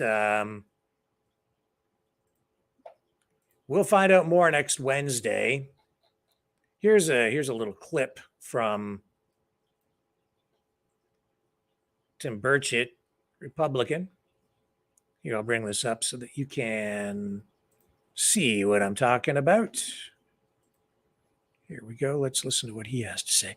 They had a whole news conference, went on for quite a while. Here. Go ahead, talk. The House Intelligence Committee held a hearing on UAPs. They brought in some Pentagon bureaucrats who only had two answers to the questions they were asked. I don't know, or that's classified. This hearing is going to be different. We're going to have witnesses who can speak frankly to the public about their experiences. We've had a heck of a lot of pushback about this hearing. We've had members of Congress who fought us. We've had members of the intelligence community and also the Pentagon. Even NASA backed out on us. There are a lot of people who don't want this to come to light. I've even tried to introduce an amendment to the Federal Aviation Administration Reauthorization Bill. And all that would do would require the Federal Aviation Administration to report UAP sightings by commercial pilots to Congress. I was told the intelligence community shut it down. This is ridiculous, folks. They do exist or they don't exist. They keep telling us they don't exist, but they block every opportunity for us to get a hold of the information to prove that they do exist. And we're going to get to the bottom of it, dadgummit, whatever the truth may be. We're done with the cover-up. We're a saucer, a little green man. That's not what it's going to be about. And I know y'all, every time you play this interview with one of us, you play the theme from X-Files. I get it. But the reality is the American public deserves to know. So yeah, I mean, I can get with that. I'd like real facts,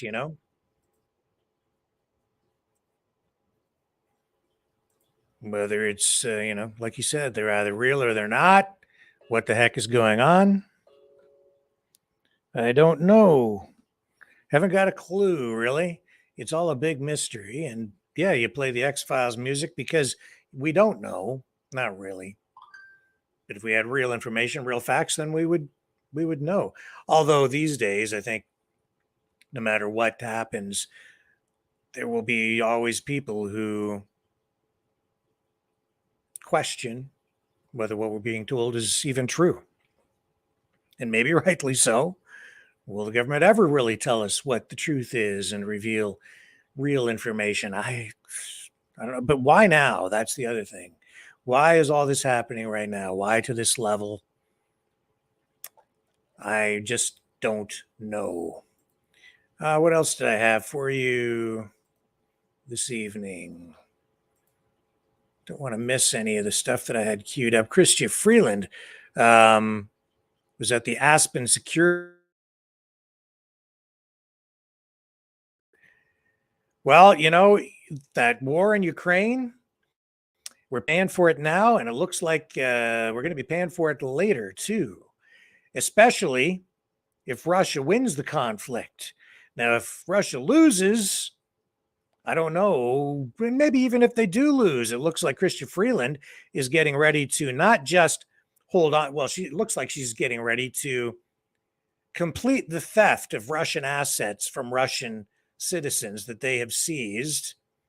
They got the governments in the West, including Canada, have seized bank accounts, frozen bank accounts. They've seized money that belongs to Russian citizens, rich Russian people, just Russians that they decided they don't like or don't trust or whatever. And if any of their money was in the Western monetary, financial system, they've frozen those assets. They've confiscated yachts. They've done a lot of crazy things. And now Chrystia Freeland is saying that they should really look beyond just freezing those assets and keeping them frozen. They should just look at now confiscation. Just keep the stuff. Just keep it. Let's take a look at what she had to say, and you know, just keep it, because we're going to have to pay to rebuild Ukraine, and hold on to your wallets, folks, because what they can't get from Russia, they'll be getting from all of us. Here she is. And we should not forget that either. I mean, you obviously led the way in freezing the central bank assets. And do you think that now is the time to move ahead to try and lay claim to those assets, even if people are worried about the precedent or questions about international law? I think freezing the assets of the Russian central bank was really important. And I think Janet Yellen and Mario Draghi, if I had to name two people, played a really important role, as actually did the government of Ukraine. The Ukrainians are very sophisticated about this stuff. They had really good ideas. I do think when it comes to the Russian assets, we need to think about going from freezing the assets to confiscating the assets. We have legislation domestically in Canada that gives us this authority. That legislation was part of our 2022 budget implementation bill. It has cross-party support, and we are moving forward with 2 specific asset seizures. On the assets of the Russian central bank, I think there is a lot of international discussion about this. And I do think we need to think really hard and seriously about it. I think that Phil Zelikow is here, and he's a really useful person to talk to because of his experiences with the assets, with the central bank assets of Iraq, which I think is an interesting precedent to think about. And I think also, we have to, I am an elected political leader. I face the voters, and that's a really important conversation. And, speaking for myself, and like a lot of Canadians, like they come up to me on the street. I normally don't have security. I'm a person very accessible to a regular Canadian person. And when I go for a run in my neighborhood, people often will stop me and they will say, "What are you doing to help Ukraine? What are you doing about Russia? You have to do more. This is really important." And, when the war ends, there's going to be a big bill to pay for the reconstruction of Ukraine. For people here who are in elected office, let's think about the conversation we're going to be having with our voters. And they are going to say to us, certainly Canadian ones are going to say, "I'm prepared to help Ukraine. I believe in it. But I think there are hundreds of billions of dollars of Russian assets that currently are frozen. And isn't it just for some of those assets to be used to rebuild Ukraine?" And what is the, you mentioned your hopes for Ukraine. Do you have one, what is your biggest fear for Ukraine right now?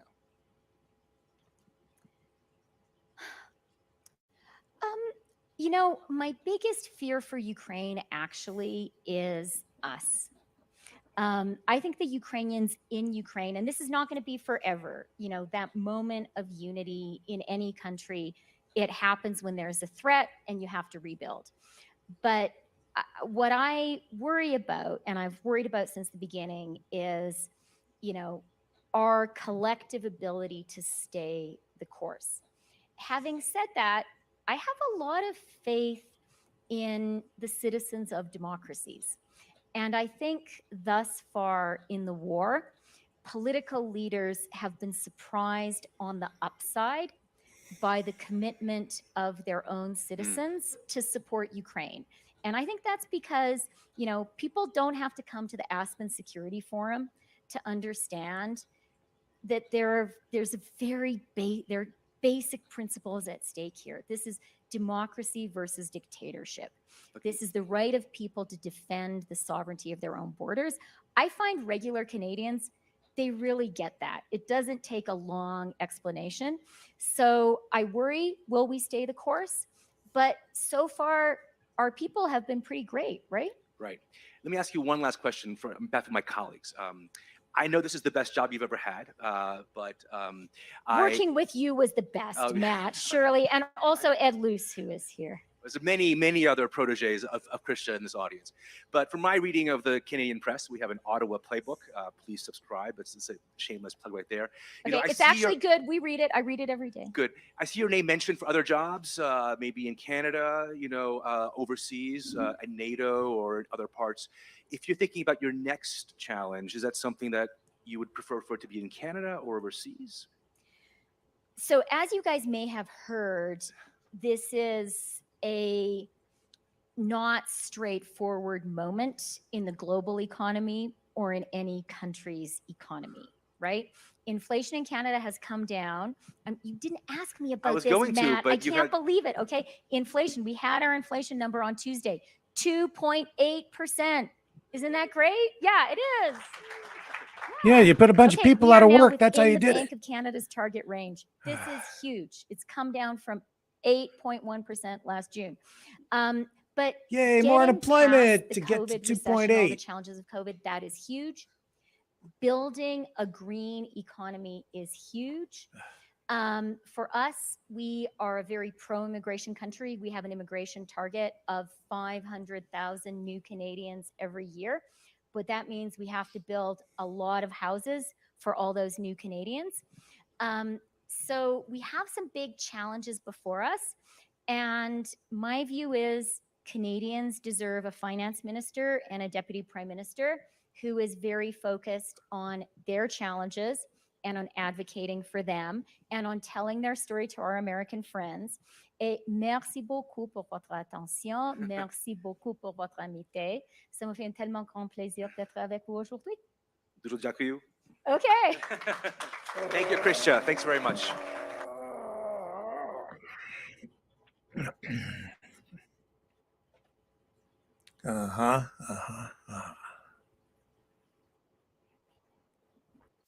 I'll be right back. Hang on.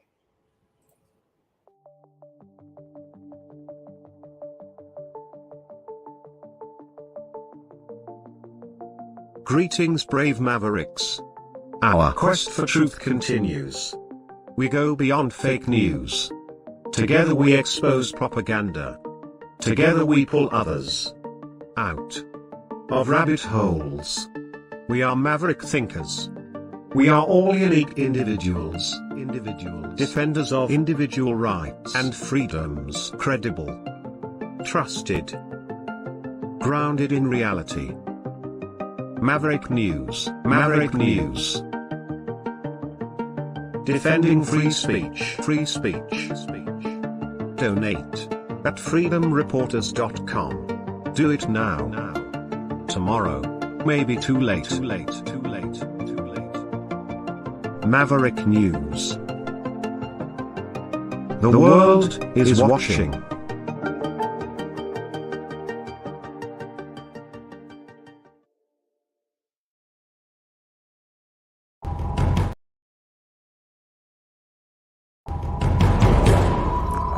We are Mavericks. We say no to the Trudeau and Biden New World Order. And to bugs. Because bugs are creepy and gross. And people should not eat bugs. Maverick News. The world is watching. Hey, no! To bugs!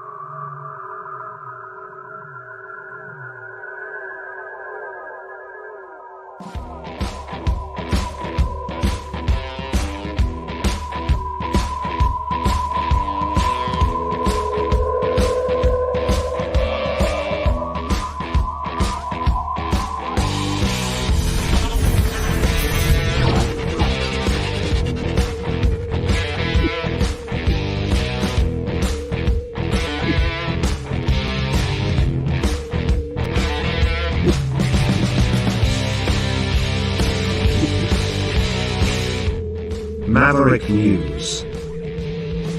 The world is watching.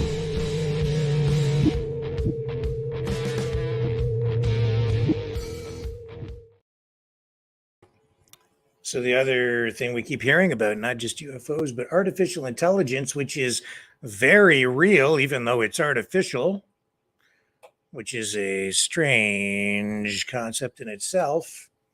What is real? Is artificially generated intelligence real? I suppose it is. It's energy, bits and bytes that to some degree employs logic. Well, today, President Biden made an announcement on AI. We'll go to the White House and let you hear what he had to say about this. I don't know if he has the mental capacity to even understand the concept of artificial intelligence, but here's this guy. Here he is addressing what could be the most important issue facing mankind in history. It's an issue that not since the birth of nuclear energy and nuclear weapons has there been a threat this severe, this substantial to humanity itself. But here's Joe Biden, and he's going to, I don't know, save us from AI. And then watch the end of this. He'll refuse to answer questions. Thanks for coming. And I want to thank my colleagues here for taking the time to come back again and again as we try to deal with, we're joined by leaders of 7 American companies who are driving innovation in artificial intelligence. And it is astounding. Artificial intelligence it promises an enormous promise of both risk to our society and our economy and our national security, but also incredible opportunities. Just 2 months ago, Kamala and I met with these leaders, most of them are here again, to underscore the responsibility in making sure that products that they are producing are safe and making them public what they are and what they aren't. Since then, I've met with some of America's top minds in technology to hear the range of perspectives and possibilities and risk of AI. Kamala can't be here because she's traveling to Florida, but she's met with civil society leaders to hear their concerns about the impacts on society and ways to protect the rights of Americans. Over the past year, my administration has taken action to guide responsible innovation. Last October, we introduced the first of its kind AI Bill of Rights. In February, I signed an executive order to direct agencies to protect the public from algorithms that discriminate. In May, we unveiled a new strategy to establish 7 new AI research institutes to help drive breakthroughs in responsible AI intervention.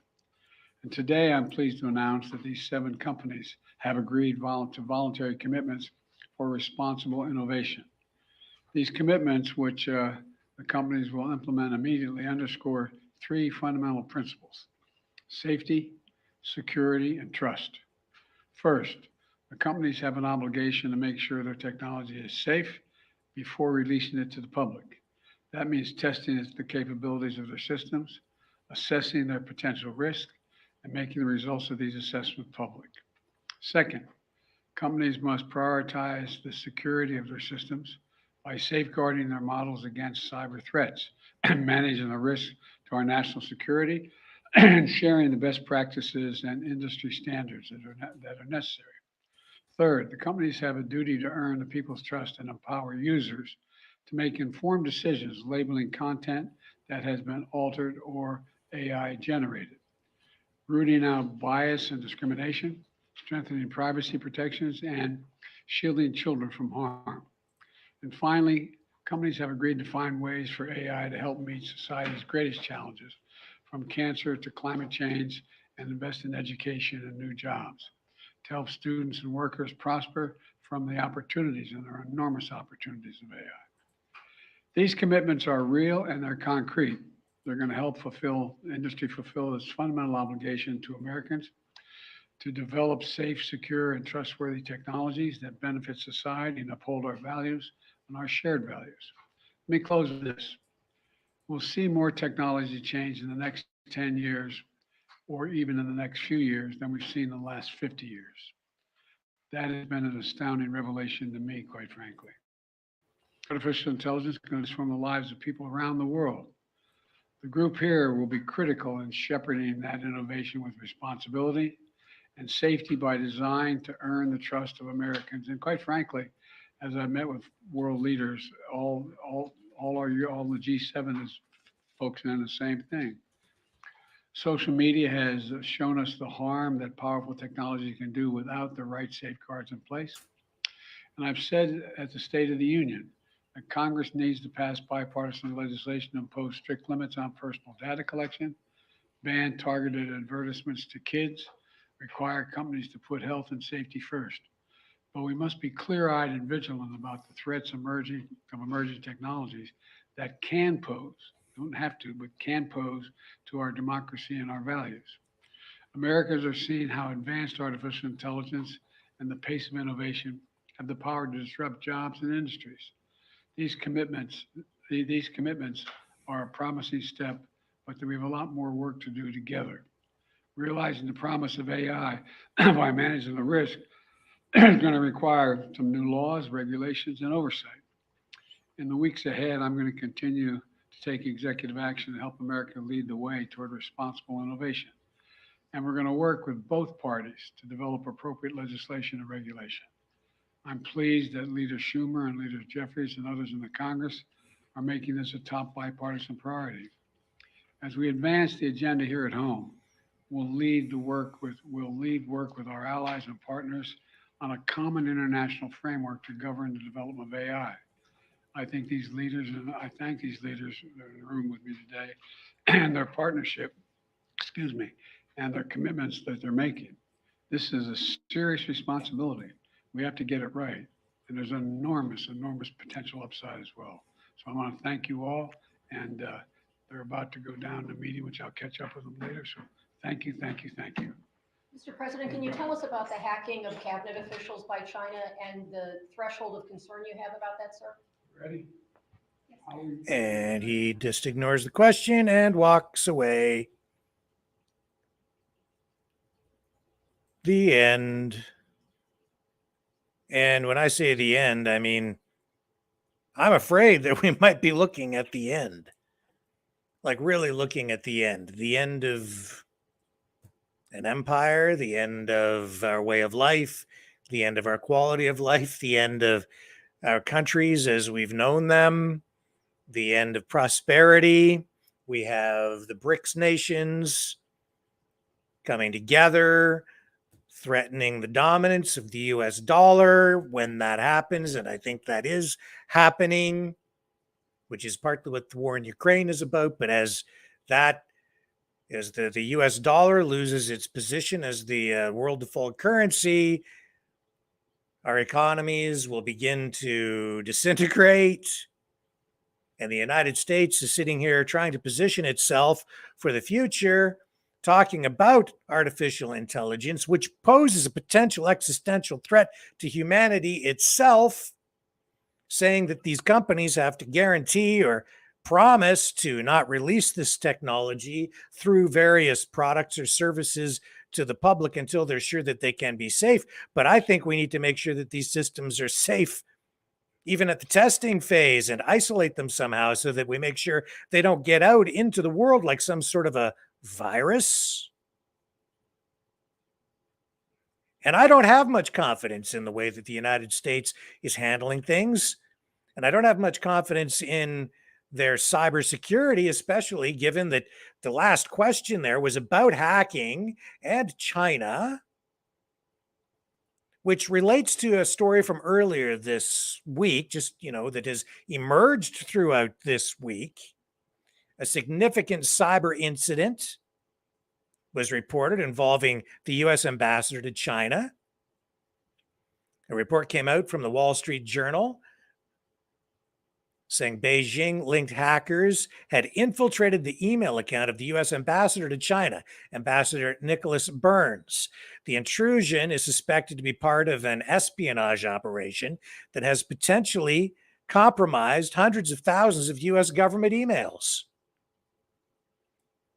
The Wall Street Journal also disclosed that Daniel Crittenbrink, the Assistant Secretary of State for East Asia, was also a victim of the same widespread spying operation.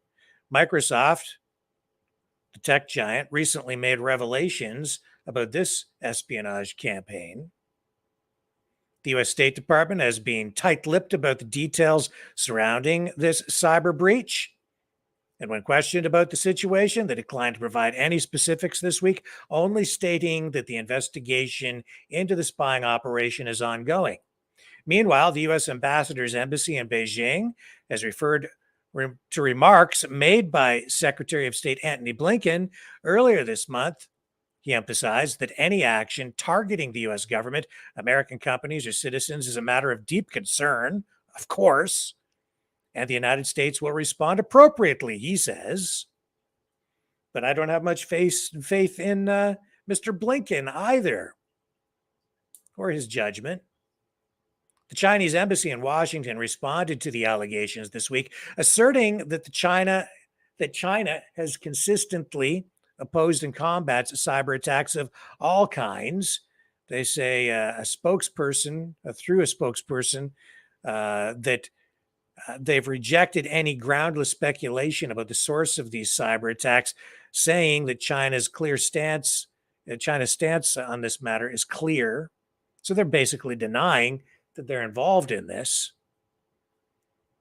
So alongside Ambassador Burns and Daniel Crittenbrink, U.S. Commerce Secretary Gina Raimondo has also been publicly named as a victim of this espionage campaign. The breach has raised questions about Microsoft's security practices, with calls from officials and lawmakers for the company to provide its highest level of digital auditing or logging to all its customers free of charge. Microsoft has responded by stating that it is taking the criticism seriously and is actively considering implementing the suggested security measures. The situation has drawn significant attention and concern from the government, as well as citizens across the USA and even outside the USA. The State Department reported detecting unusual activities and swiftly took steps to secure their systems upon discovering the intrusion.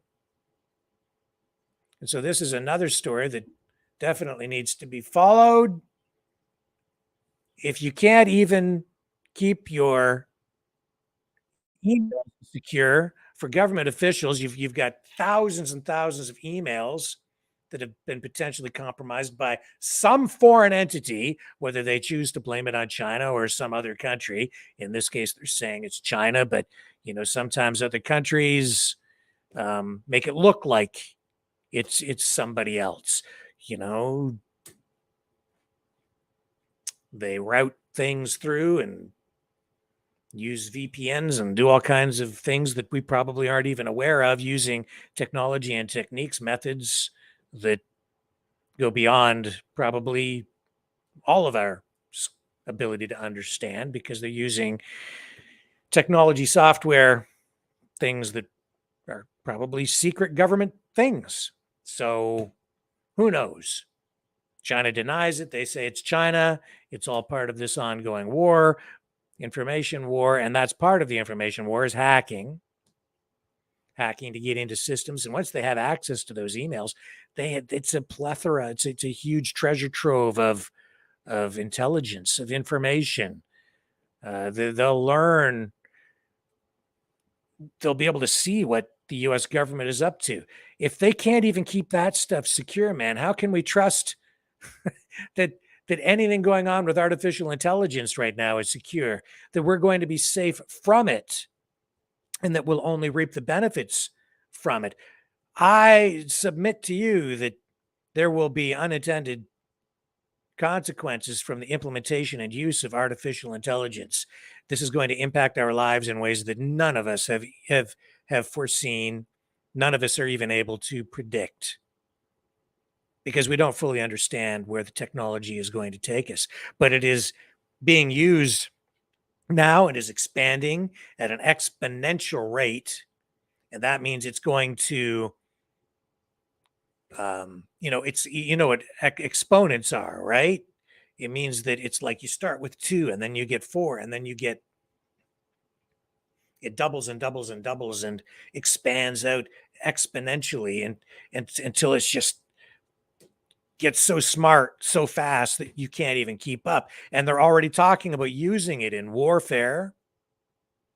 And of course they are. And I don't see any way to stop this because every government is going to want it. And even if they sit there and promise not to develop this, they're going to cheat. So these countries, it's going to end up in an AI race, just like the arms race, only it's going to be artificial intelligence, because each of these countries know that if they don't develop it, the other guys will. So they all have to do it. They're all going to do it. And there's no stopping this, folks. That's a reality that we all have to come to terms with. All of these technologies, all of these developments, we need to recognize that we can't stop this. You might not think it's progress, and maybe I don't either. I think in some cases this is just going to degrade our society and erode our social structure and the fabric of our societies and our communities in many ways. In other ways, it can improve things, but overall, there's just no stopping this. So we have to learn to live with it, to deal with it, get out in front of it. But we've got this doddering old fool in the White House who can barely make it to the podium and then mumbles his way through this news conference on what is probably the most important issue facing mankind in history right now. We just saw James Cameron in the past week during a media session with it was hosted by CTV News. It's all over the internet now. James Cameron, who produced the Terminator movies, the first 2, said he warned us back in 1984 and people didn't listen, and now it's here. And we're seeing, the Boston Robotics, machines, robots, droids, the mechanical dogs, the humanoid-looking cyber soldier, police, RoboCop things. They're all real. You combine that with artificial intelligence, now you have Terminator, you have RoboCop. It's here in 2023. We're all worried about surveillance. Well, we should be, but it's already happening with our phones. Kyle Kemper said tonight. And Kyle, by the way, is something I would say of an expert on cryptocurrencies. That's one of the reasons I was, excited to talk to him tonight. And I'd like to have him back on just to talk about cryptocurrencies because of his expertise there. But, there he is. He's talking about CBDCs, central bank digital currencies, and the way that that's going to impact on all of our lives. And he quite rightly pointed out tonight that we already have digital tracking in all of these areas to a large degree now. We're already there without the implementation of CBDCs. And so everybody's worried about that stuff. But the reality is we need to learn to deal with it now. We're immersed in it now. They're tracking us now. If they want to freeze your bank account, they can absolutely do that. They did that during the Freedom Convoy. And you just heard Chrystia Freeland, the Deputy Prime Minister, Finance Minister for Canada, talking about freezing the assets of Russians and holding on to those assets because this war in Ukraine is ongoing. And she's just sitting there saying, now, maybe we'll just keep it. We won't just freeze it anymore. We'll take it from being frozen and just actually confiscate those assets in order to use it to pay to rebuild Ukraine later. We'll just take it. That's a modern warfare weapon. That they've weaponized the financial system, which is also not wise, which is also why we're seeing these BRICS nations get together and develop a new gold-backed currency, putting themselves on the gold standard, which honestly will make their currency much more stable over time. by getting back to basics and the way the currencies are intended to work, or the way that they work through the laws of nature. What goes up must come down. The law of supply and demand. It's a natural law. That's the way things work in the real world. It's not just a construct. It's not just print as much money as you want. It's not just inflate your way out of government debt by putting then the burden to pay back that debt onto the public through higher prices. All of this stuff is connected, and that's what this war is all about in Ukraine right now. It is truly a world conflict as we speak, and that is why our countries have changed. Most people can't wrap their heads around it. They don't really understand what is going on, but this is the United States, NATO countries, the West, trying to find a path to survival to continue the empire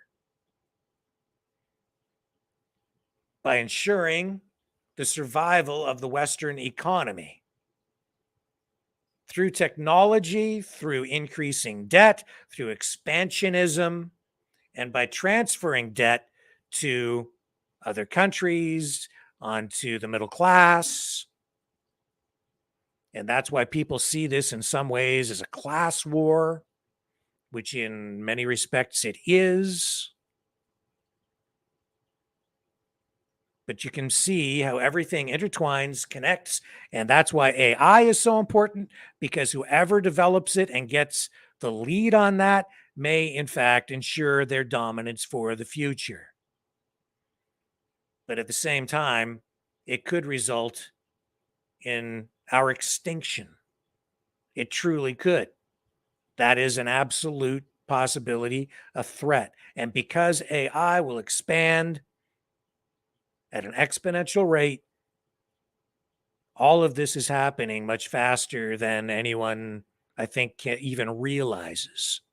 Just within the last year, I mean, what have we seen? We've seen these products come online like ChatGPT. We've seen, I'm seeing now commercials with deep fakes and people, that the likenesses, the images of well-known celebrities and even newscasters being used to try to sell bogus things to people through absolute scams that are being presented to people in very credible looking commercials. It's all very dangerous. We've seen warfare now, information warfare being waged with deep fakes. We've seen Russian TV channels hacked. We've seen in those hacks the use of deep fakes of Vladimir Putin telling people that they should surrender. It's completely fake, and yet it freaked a lot of people out. Some people actually thought that it was real. We've seen staged attacks created digitally, special effects being used. We've seen information warfare just using Hollywood style effects, but now goes to a whole new level with artificial intelligence, AI generated imagery.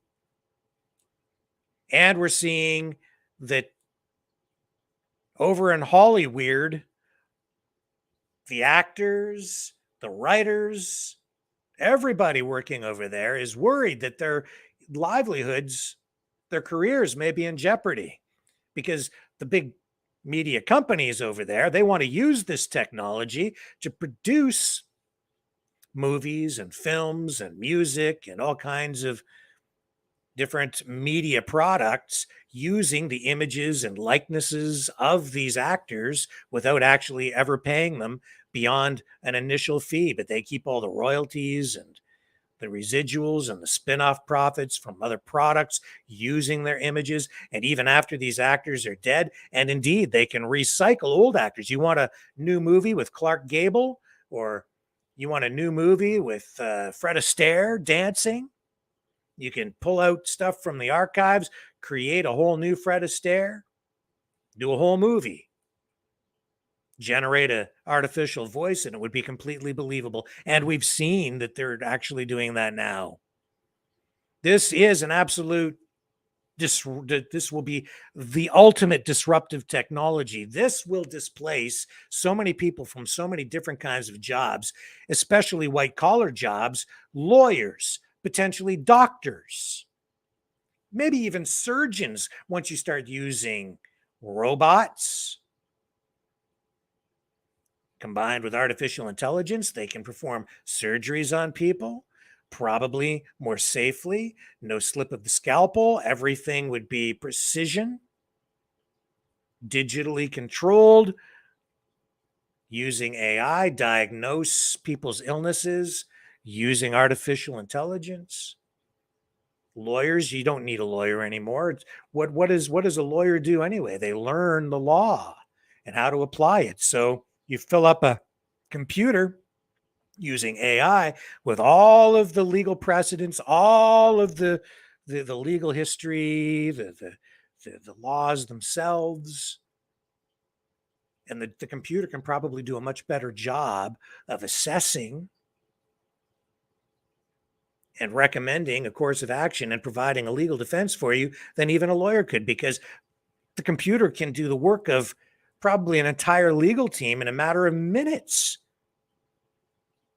reviewing all the legal precedents, everything that came before, to determine exactly what the best kind of defense is to mount, putting the lawyers right out of business. Just go online, call yourself up some legal service. I can absolutely see it happening. James Cameron said he doesn't believe that AI will replace writers anytime soon. He said, give it 20 years, and then if an artificially generated screenplay wins best screenplay at the Oscars, then they'll start to take it seriously. Even he isn't taking it seriously enough. Do you really think it's going to take 20 years for AI to evolve to a point where it can produce an award-winning caliber script for a movie? I think not. I'll give it maybe a year or two, maybe 3. You'll see. It's coming. It's coming. And these media companies, Bill C-18, Bill C-11, these bills that they've implemented here dealing with censorship and compelling social media companies to pay out funds to the big media companies in Canada, the legacy media companies like CBC, CTV, Global, all the radio stations, on and on and on, newspapers. That stuff's already practically obsolete. It's already out of date, that a lot of this new legislation, because when AI takes a hold, they're going to put all these journalists out of work anyway, likely, or half of them, not to mention the production staff, the video editors.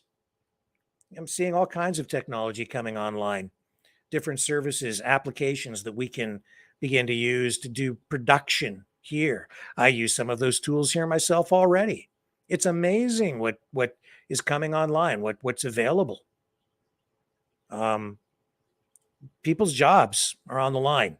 I always said, when I used to teach, some journalism students, I said, to protect yourself and give yourself job security, never invest too much of your time and don't put too much effort into, how can I put it? Don't think that there's a guarantee for job security in the technology. It is not there. If you learn how to operate the newest video camera or the newest software, yeah, you'll have a little window of opportunity to take advantage and work using that technology. But within a few years, that technology will evolve and your skills will become obsolete. You'll need to upgrade, learn the new thing, the next thing. But if you concentrate on the basics, like good storytelling, how to write, the basics, the stuff at the very beginning, the primary stuff, you focus on that, you'll always be working, because that stuff never changes. If you learn about Shakespeare and story structure as Shakespeare, because Shakespeare provided the blueprint, the template for great storytelling. You learn about that. That's never going to change. AI will never change it. No technology will ever change that. There's only creativity that is layered on top of that. And therein lies your job security. But now with AI, once artificial intelligence learns how to become creative, if it can learn to become creative and apply that creativity to the fundamentals, using the fundamental storytelling techniques, then they're going to put writers out of a job, because AI will be able to generate the stuff faster, cheaper. Big media companies won't want to pay a writer anymore. They'll just take it from the computer and then call it their own. And this is creating copyright questions. What are the ethics surrounding even that, and the legalities? If a computer generates something, who owns that? The company that owns the computer that generated the material? Do you own that material? If you just typed in a request to a computer to produce something using artificial intelligence, and then it spits out a product, and then you go, well, that's my piece of art, and I own this, and so I get all the royalties from that. Maybe, I guess so. And you get the same payout, payback, payoff that an actual artist would get after putting countless hours into creating a piece of music, or a new novel, or a piece of work as a journalist. And then there's Joe Biden today, shuffling up to the podium. AI, and then he shuffles back out as though he's actually doing something. I have no faith, folks. None. I'm really, I'd be worried about it.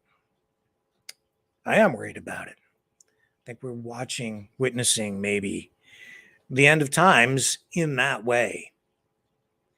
Well, folks, that gets us to 8:41 p.m. tonight, and I'm going to wrap it up. I appreciate everybody sticking around and taking in the program. Great interview tonight with Kyle Kemper. Don't know why so many of you were hating on him in the chat. He's no fan of JT, not really. Or his policies anyway. Nor am I. More to come. I'll be back. I'm on special assignment tomorrow. I am. So I'm not sure if I'll be here or not. It depends on how early I wrap up tomorrow doing the work that I need to do in the field. Kind of an unusual day tomorrow. So I'll try to be here for 6 p.m. to join you. And then we have Lori on tomorrow night as well with Strange Bedfellows at 9 p.m. So I'll probably be back to join for that. If I'm not here at 6, I'll be here at 9 with Lori and Caleb Maupin. So the program will certainly be here for that. I'm not sure about 6. I'll do my very best to be here for you, though.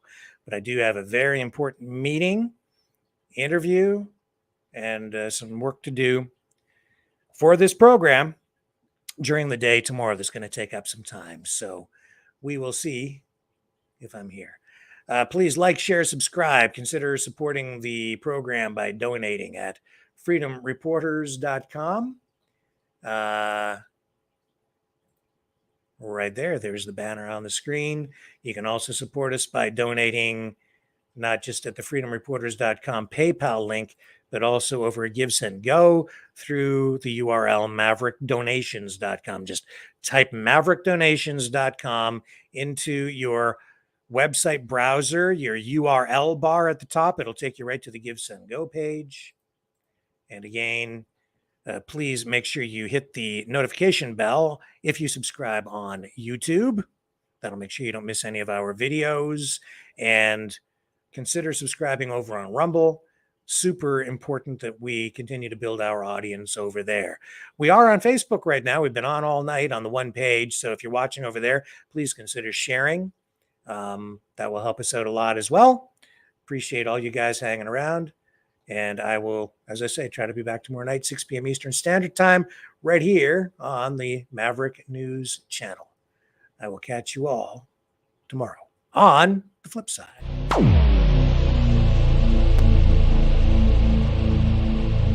This has been a Maverick Multimedia production.